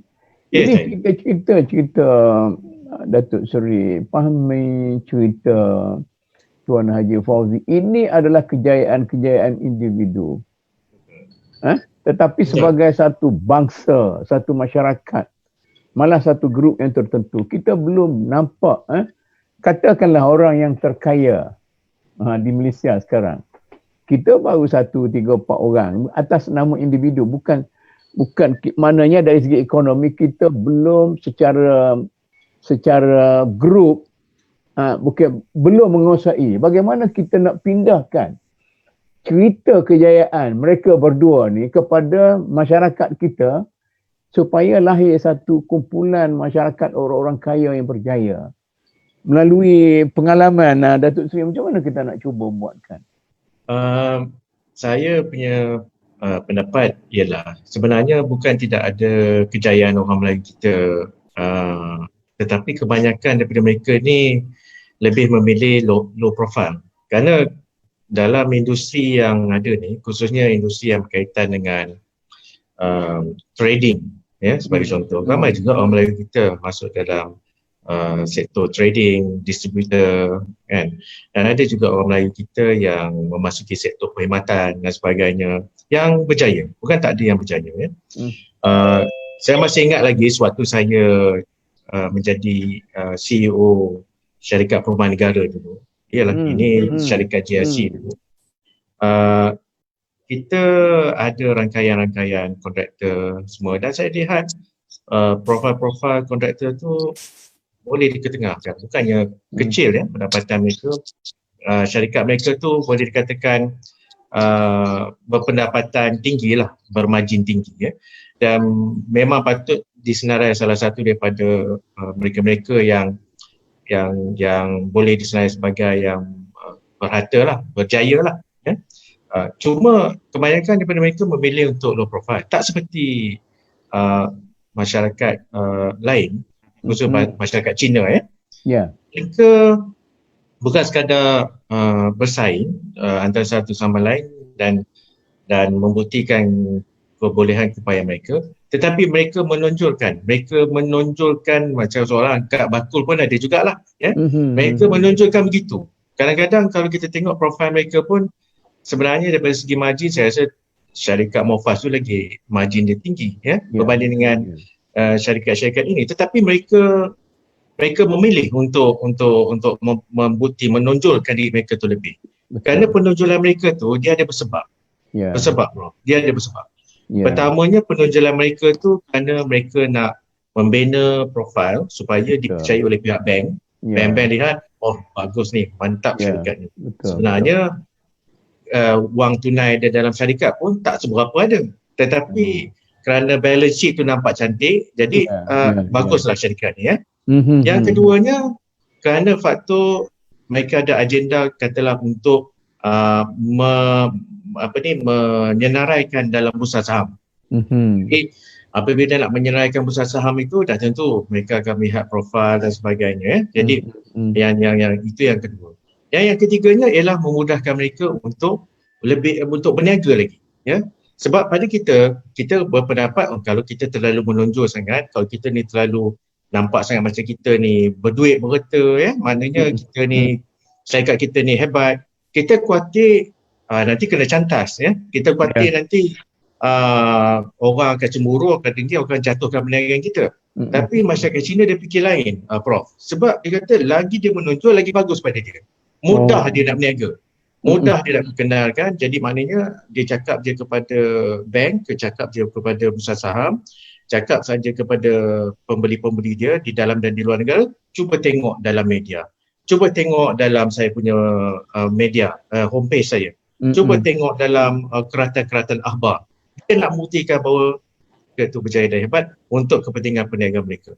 Jadi pada saya lah, tadi Tuan Haji Fauzi ada sebut pasal agenda dia nak bawa peniaga-peniaga yang saya panggil hidden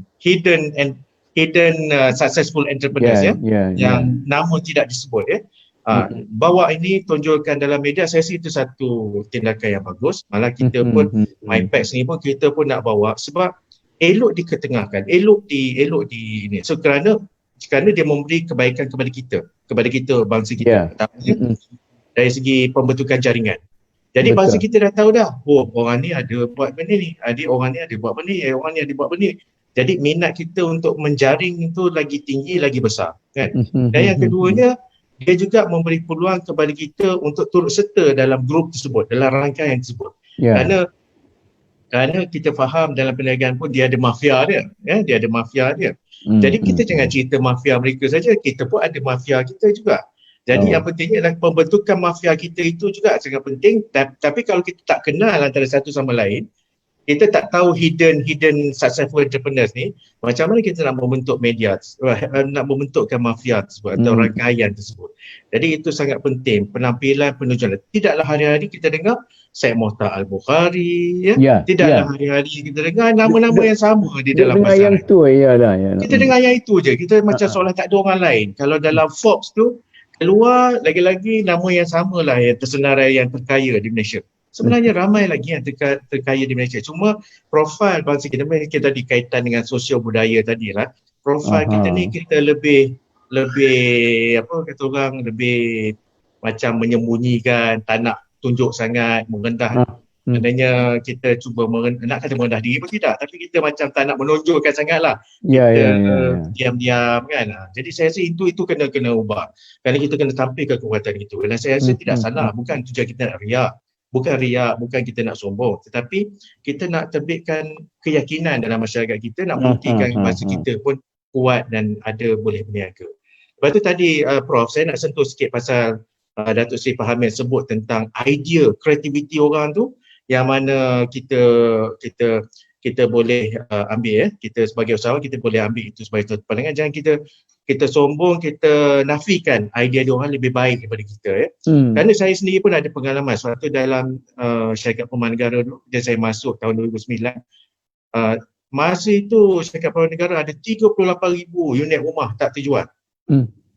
Jadi dalam nilai-nilai itu hampir mencecah dekat 2 bilion ringgit lebih lebih kurang yang tersimpan dalam batu sebab rumah-rumah ni dia tak terjual, kita takkan dapat tunai tu.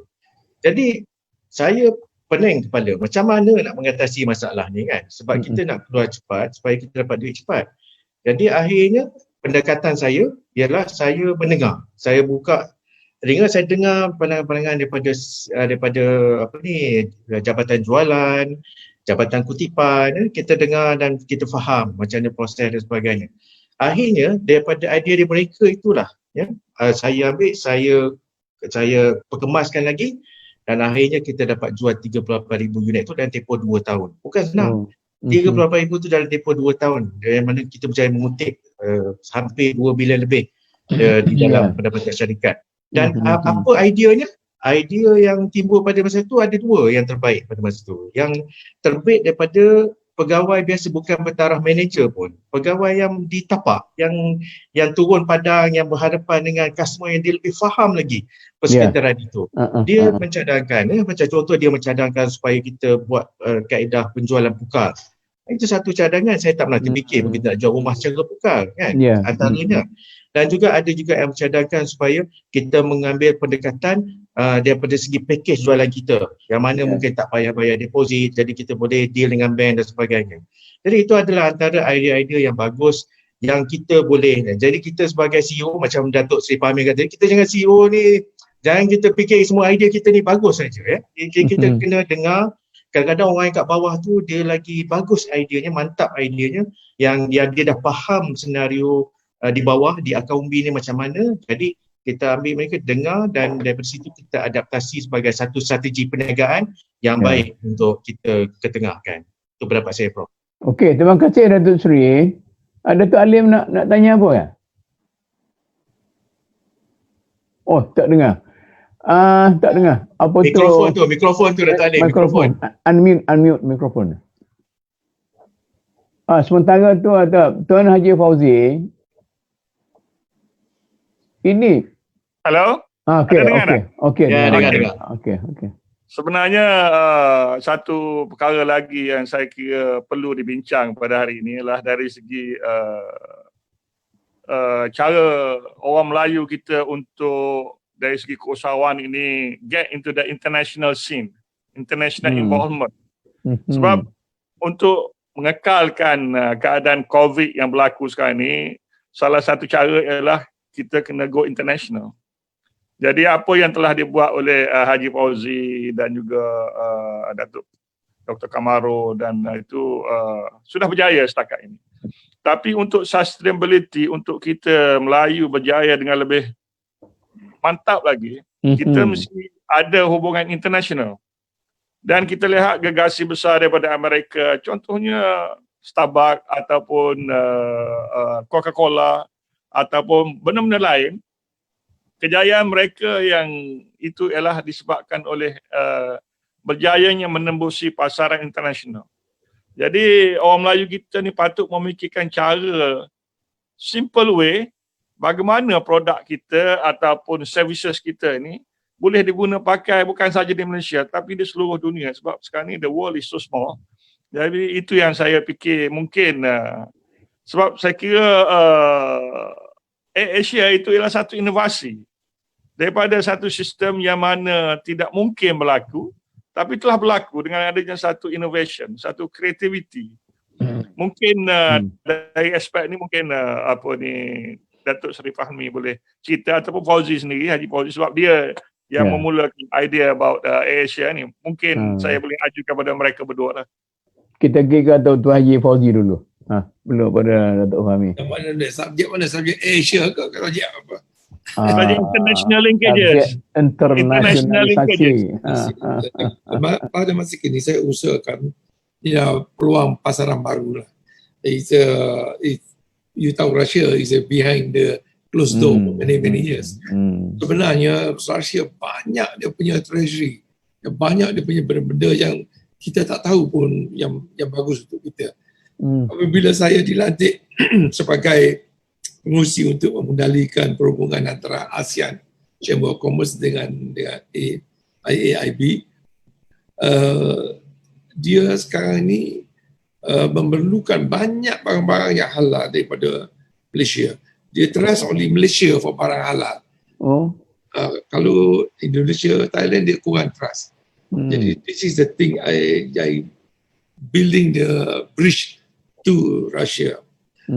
Pada tahun lepas, bulan Oktober, saya bawa 54 pengusaha-pengusaha dari Malaysia. Kebanyakannya Islam lah. Dia ada first halal expo in Russia. Saya bawa 54 orang. Dia orang sekarang dah berhubung, dah ada pertalian. Jadi sebenarnya dia mahu banyak lagi. Jadi salah satu saya punya cadangan lah, saya punya strategi. Dia apabila dia ada satu saranan nak buat korban, dia ada di grup ni, dia ada 20 country, 20 negara yang dalam grup ni. Jadi kita selalu Zoom meeting lah. Zoom meeting tiap-tiap 2 kali seminggu, 2 minggu sekali. Jadi dia beri peluang, dia kata kalau boleh Malaysia nak sedekahkan daging korban, nak buat korban di sana, dia boleh sedekahkan mereka-mereka yang daif di sana lah. Pasal dia ada 32 juta Islamic people there. Jadi saya ambil kesempatan ni, saya akan launch petang ni ke besok. Siapa nak korban di Russia, dia punya adalah systematic pun. Tujuan saja, ini kita punya agama lah, memberi lebih baik daripada menerima kan. Supaya kita tunjuk kita punya how we think of our brotherhood Muslim there. Bila dia ada keyakinan, dia akan buka pintu kepada kita. Jadi saya akan pilih yang usahawan-usahawan yang betul ada credibility, boleh saya nak hantar ke sana. Dia banyak bidang dia nak. Dan salah satu tadi kita tak boleh nafikan bidang medical di sana, dia very far, very advanced, Russian medical. Banyak benda-benda ni tak sampai sini. So these are the thing lah. So berkenaan dengan lintas sepadan ni, this is cara saya kecil-kecilan kan. Sekarang saya ada hubungan baik dengan Algeria, saya hubungan baik dengan negara CIS dengan negara Rusia. So ni besar ni. Kalau tidak COVID, kita buat kita nak buat satu lagi pelancongan. Di negara CIS banyak tempat-tempat pelancongan yang halal. Dia kata kalau tak payah pergi Switzerland, dia punya ski mountain resort semua banyak. Dia lebih banyak ski yang snow daripada di sana. Di sana.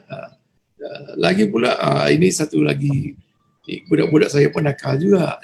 Di sana tu orang perempuan lebih daripada orang lelaki. Banyak oleh kerana war, dia Chechen war apa tu, banyak singles yang ramai tu. Ramai.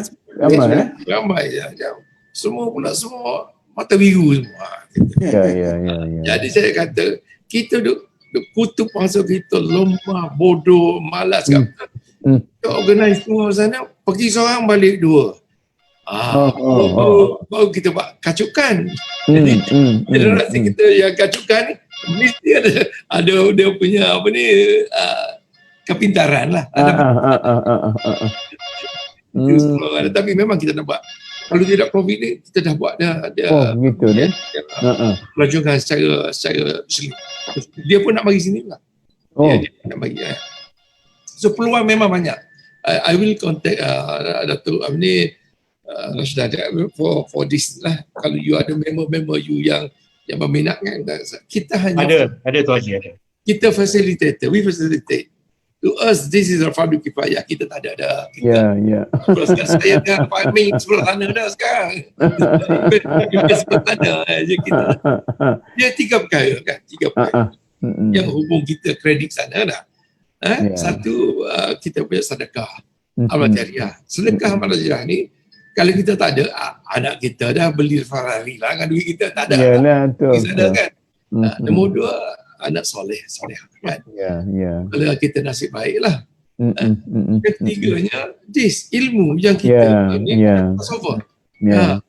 Secara direct or indirect, that is ilmu, the peluang. Orang yang menerima itu akan tetap bersyukur dan tetap lagi snowball lagi. Itu yang saya sekarang lah. InsyaAllah. Okey, belum kita pergi pada Datuk Seri Fahmi nak tanya tu Haji Fauzi dari segi perancangan pewarisan, succession plan. Memang saya ada lah. Saya ada anak 3 dan laki-laki 1 perempuan. Alhamdulillah anak-anak saya pun sekarang dalam bisnes saya, tapi bidang tertentu. Saya ni besar sikit pokok ni. Dia yang dia buat lah, dia nak buat kereta apa tu. Yang lain tu saya dah mula prioritize. Saya buat, saya panggil kalau you pakar dalam satu-satu, you come, don't work for me, but we do, use my platform, I invest passive, you tell me, kita punya ROI berapa, you take the rest. This is what I am doing through the networking, privatizing some of the elements. So I select the people who are in. So when you talk about succession, this is a succession plan saya lah. That's for my family. No, to me, it's very important for somebody, orang yang ada kepakaran, yang kita tahu dia punya background, dia punya historical, itu okey lah. I sayang lah pasal kami 43 tahun, nama tu 43 tahun. Senang dapat 43 tahun tu kan. So I want somebody to carry on. produk saya banyak industri. Saya sekarang pecah 5. Satu industri construction. So I acquire a few construction company yang lama juga kan, supaya kita build together construction. Dan satu lagi automotive. Automotive ni saya 2, 4 wheel and 2 wheel semua saya ada. Yang ni pun kita going forward. Teknologi oleh kerana anak saya tu bekas Formula 1 driver, jadi dia teknologi oriented. Kita nak pergi autonomous vehicle, not necessary kereta, but more application to the agriculture, right? Kalau you boleh pergi harvest palm oil, robot pergi kita nak tumpulah anak saya jaga macam tu. Yang ketiganya trading lah. The trading is unlimited lah. So trading saya concentrate on food security, mainly on food security, fresh, frozen, buah apa semua tu. This is the thing. So saya dah prioritize satu prioritize. Saya punya CEO kata, we not pay you, you come, you get the bottom line. That's your, this is mine. This is my new policy lah. Next one, of course, I ada development lah. I ada di kawasan Sungai Pecahan ni banyak waiting for approval. Approval tu I nak boleh-bolehnya kawasan Sungai Pecahan ni dihuni oleh Melayu, because Malay resource land. I tak nak orang lain masuk Sungai Pecahan punya kawasan. I tak nak jadi macam Cerabut dan Kampung Baru, tak nak. Jadi kalau kita buat untuk kos orang Melayu boleh mampu milik duduk di Sungai Pecahan. This is the last resort for the city Malay punya. I tunggu saja approval, I launch the project. Banyak juga. And lastly is yang kelimanya services macam hospitality, adalah hotel kecil di Kota Baru satu, di Langkawi satu. Lepas tu services macam limousine services, sewa kapal services yang itu golongan-golongan yang market sikit. So this flycaster that we are in the process of outsource. Makanya kita punya platform dan kita punya control. The control system is still fast. Dan lately through my network, this is very interesting. Result of the conflict mungkin di pihak Datuk Seri Kamrul ni, banyak owner of mall sekarang dia problem pasal tak ada masa. Banyak kawan-kawan saya yang ada riad mall, macam-macam mall ada ni, dia kalau boleh dia kata you sambung installment, you ambil lah. But kita sama pun tak ada orang duduk juga, tak ada guna juga.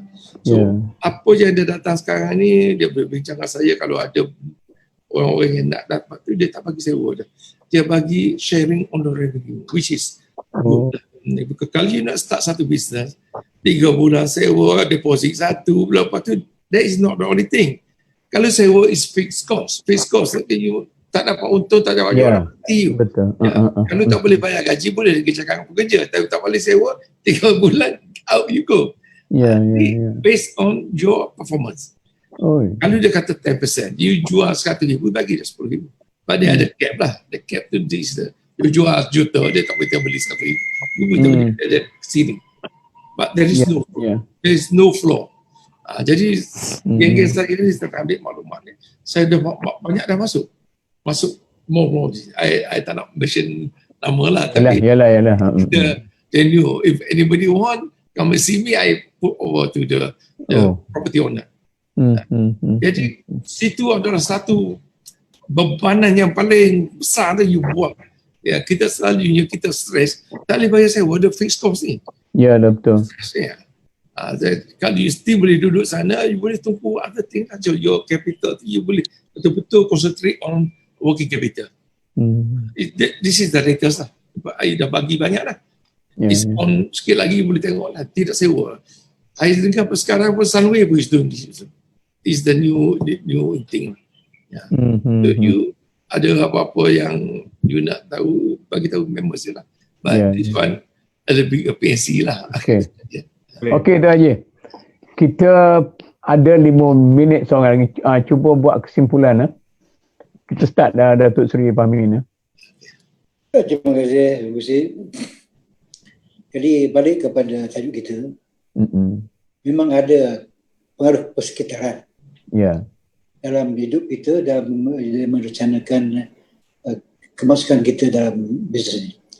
Yang paling penting ialah persekitaran latar belakang kita tu ialah penting masa kita nak masuk entry point dalam bisnes. Contoh macam apa ni Taji Fauzi, dia datang dari keluarga yang berniaga. Dari duduk mengaji macam bodoh macam kita di Pomsi tu, sakit kepala, dia berdebat dengan ibu duduk dalam buri, dia pergi berniaga sebab dia ada berniaga. Satu zaman tu lah. Satu zaman. Kelas B. Okey. So, dia pun katalah macam Husamuddin Karangkrah. Bapa dia meniaga buku. Kitab. Dia kitab. Dia adik-beradik dia masuk sahabat saya arwah Fahim buat bisnes sebab dia punya latar belakang tu bisnes. Entry kepada bisnes tu latar belakang paling penting. Yang saya katakan tak bersetuju tu kita nak link up kepada bangsa. Maknanya entrepreneur spirit ni, daya usaha, daya kita untuk menjadi seorang usahawan ni bukan bergantung agama. Persekitaran yes, environment. Jadi kalau kita tu mana keluarga yang tidak berniaga, kita nak berniaga tu, entry itu tidak begitu senang. Jadi bermakna sosial budaya itu penting dari segi entry.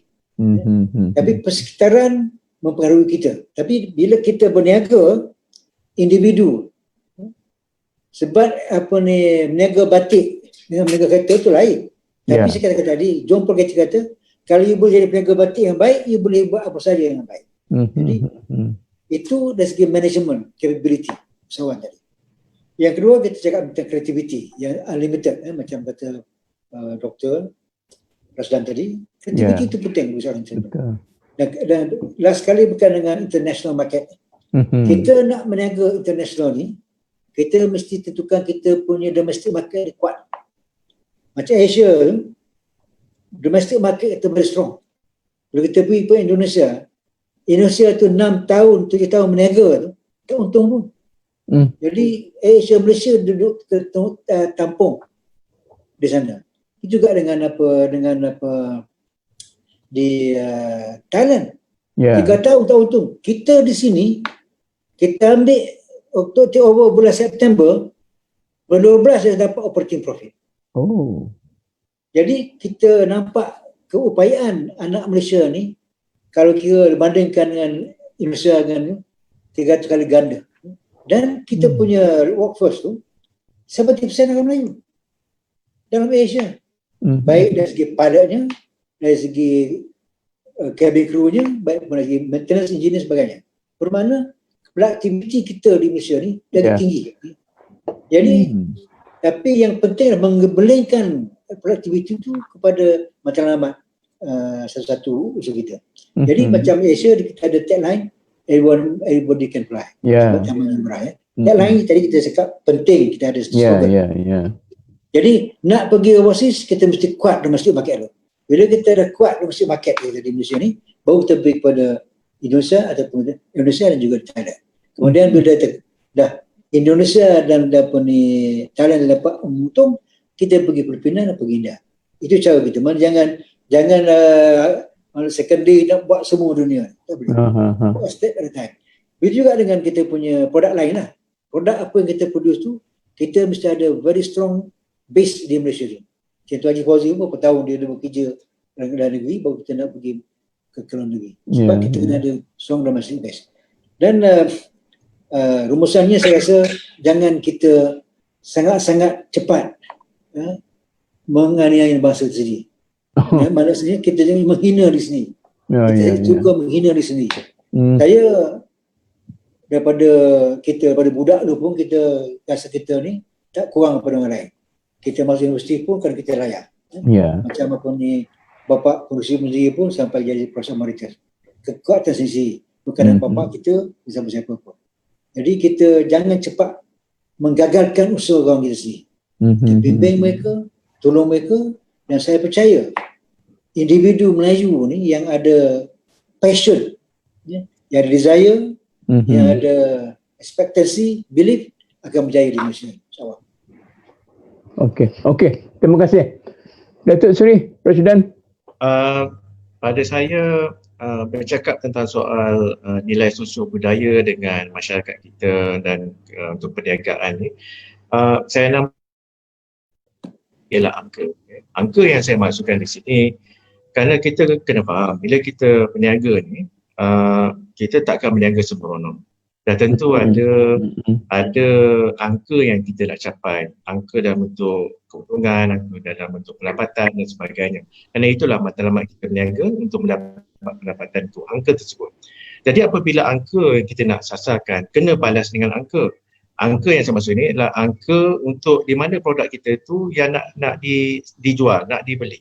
Selalunya apa yang saya nampak macam perkiraan kita ialah kita akan pergi kepada mass market. Maksudnya pelanggan tu besar. Ya. Katalah macam contoh kita ada 31 juta rakyat Malaysia. Kalau kita dapat tap 1% daripada 1 juta rakyat Malaysia pun kira dah cukup bagus untuk perniagaan kita sebagai contoh dengan nilai-nilai yang ada. Begitulah yang saya belajar daripada percaturan masyarakat Cina. Daripada nilai sosio budayanya, dia selalu bercakap pasal angka. How many percent I can tap, how many percent I can gain, how many percent I can make profit. Jadi daripada angka itu adalah merupakan penentu ataupun asas kepada sustainability kita, kemapanan kita dalam jangka masa panjang. Dan dalam masa yang sama, seperti yang katakan tadi, kita jangan tamak. Bila kita lihat kata 1 juta rakyat Malaysia, kita mesti pragmatik dan mesti bersikap rasional. Kerana takkan mungkin kita boleh dapat berniaga sasar pada 1 juta rakyat Malaysia. Dan mungkin kalau nak rasional pun kita sasarlah 1%, 2%, 3% untuk kita punya perniagaan. Dan banyak lagi kompetitor yang lain. Dan bila kita bercakap pasal mass customer ni, dia termasuklah tadi yang Tuan Haji Fauzi sebut tadi, international market. Kalau 31 juta itu agak kecil dan persaingannya ketat, maka kita sasar pada pasaran antarabangsa. Dan saya lihat sekarang ni ada ramai usahawan kita yang sudah mula memfokus pada perniagaan antarabangsa. Seperti di China, seperti di India, seperti di Indonesia dan sebagainya, yang ada mass market lagi yang juga memerlukan produk yang sama. Cuma pemahaman kepada pasaran antarabangsa ni kita kena faham daripada segi risiko lah. Maknanya kalau kita risiko penghantaran barang, pembayaran dan sebagainya, risiko. Tapi kalau risiko itu kita tangani dengan bijaksana dan kita yakin penyaluran produk kita ke sana, kita dapat bayaran kepada duit kita dan tidak ada isu kemudian, dan tak ada masalah. Tetapi itulah akhir apa yang saya nak sebut ialah angka itu sangat penting dan kita sebagai peniaga kena bijaksana bermain dengan angka-angka ini supaya pada akhirnya kita dapat capai apa KPI kita, apa yang sasaran angka yang kita nak capai dari segi ROI ke, dari segi IRR ke dan sebagainya. Dan di situlah terletaknya satu fikrah lah dalam usahawan ni. Dia kena ada fikrah dia, angka itu dan macam mana dia boleh capai strateginya untuk mencapai angka tersebut. Okey, terima kasih. Tuan Haji Fauzi, tolong simpulkan untuk masyarakat lah, bukan untuk kita. Daripada saya punya pengalaman lah.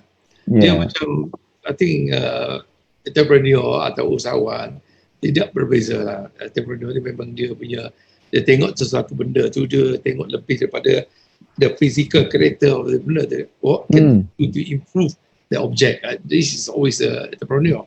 They always look for the orang kata there is the silver lining in a dark cloud. That is entrepreneur. Jadi orang tak nampak, dia nampak. Okay? Tapi yang pentingnya, you must have a plan. Macam kita buat rumah tu lah. Jangan buat rumah hari ni tahu tangga di depan, pintu belakang, bini kata tangga belakang. Tak boleh. You must have a plan. And the plan come along with the strategy. Don't short sendiri plan. The strategy. You must have strategy whether you can achieve this order. Then the strategy become action plan. Jangan cakap plan, strategy, no action. So who is going to deliver this action plan? So bila you go all these 3 stages, the last is the check and balance. This is where the control system, ini just macam like control tower, you check setakat mana they analyze. And then from there, they stop gap whether you want to go further or you want to remain at a certain level. InsyaAllah, you have all these things. We are a very modern country. We got all the tools to measure all these things. You Alhamdulillah, anything you do, you will be successful because you plan. Jangan shock sendiri. Ada shock sendiri. Tuan Haji. Ya. Tuan Haji, Datuk. Ya. Boleh mencelah sikit kepada Tuan Haji Fauzi. Jelas. Celahnya satu yang saya terlupa tadi nak tanya ialah dependency on the government. Tongkat daripada kerajaan ni sebenarnya melemahkan Melayu. Jadi Tuan Haji Fauzi memang berjaya dengan bergerak dengan sendiri dengan tidak mendapat banyak bantuan daripada kerajaan.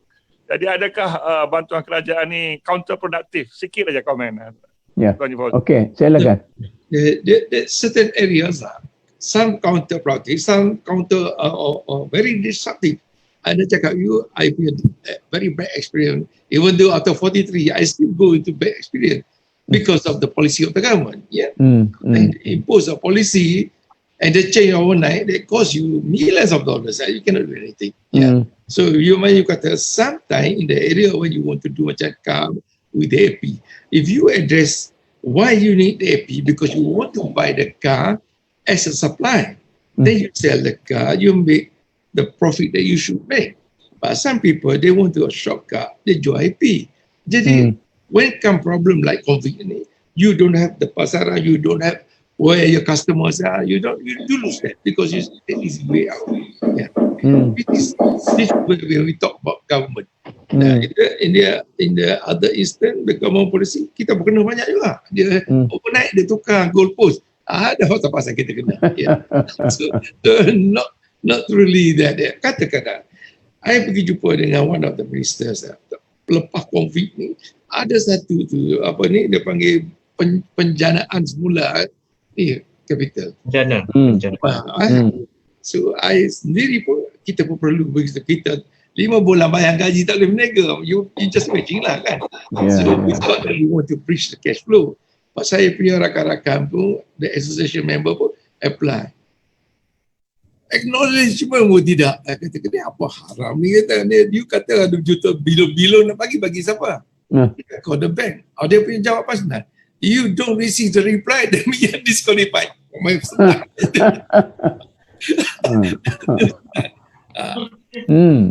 mana I pergi jumpa dengan minister tu. Be careful, you promise heaven and earth. I can bring one long list of people who cannot even get a single cent. How you expect that? Itu dia. Because I don't know where the fund go to. Tak boleh. Yeah. So that is my experience. But back to my advice lah. I pun banyak mari jumpa dengan saya. Semua saya banyak anak-anak ni. Mari seorang ayanda. Yang ni the new up and coming business. But some of the very successful. But dia kata, I kecil, I tengok you icon. I pun tak kenal. Dia ada. Tapi dia kata, ayanda. Last kali saya kata, kalau you kata saya ayanda, buat marilah bonda. Nak tengok mana bonda. Dua ayanda saja kan. Yeah. What I want to tell you, lately the COVID also is a blessing. Lately there's a lot of awareness of this category of people and people who lost the job but they have got the skill. If we just pair them with what they should be, then I think we can achieve the goal. This is Allah Ta'ala dah tunjuk daripada you. Tunjuk. So, this COVID saja I pick up banyak and put them assemble into my plan lah. So have a plan, have a strategy, have an action plan, and then analyze your position. I think insyaAllah you begin. And then last kali I nak jawab Dato' Alim. My policy is don't rely on other people's money because if they come, it's a bonus. If they don't come, jangan marah orang. You know your profits you don't want to share with them. So this is if you take the stand, you tak kecewa lah because you never take the stand. Okay, terima kasih.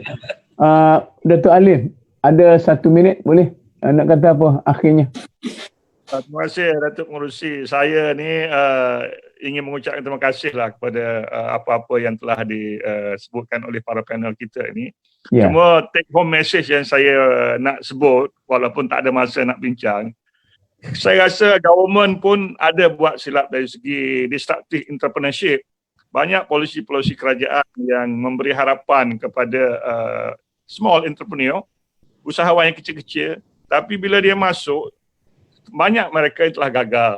Jadi kami ini sebenarnya memerlukan orang seperti Haji Fauzi dan juga Datuk Dr. Kamaro dan orang-orang yang leaders dalam community business kita, entrepreneurship kita untuk menolong mereka ni. Kita tak boleh nak mengharapkan kepada kerajaan 100%. Kadang-kadang dia menyebabkan kegagalan juga polisi dan juga politik. Itu sajalah saya punya komen. Ya. Okey, terima kasih. Sekianlah tuan-tuan dan puan-puan perbincangan kita pada pagi sampai tengah hari ini.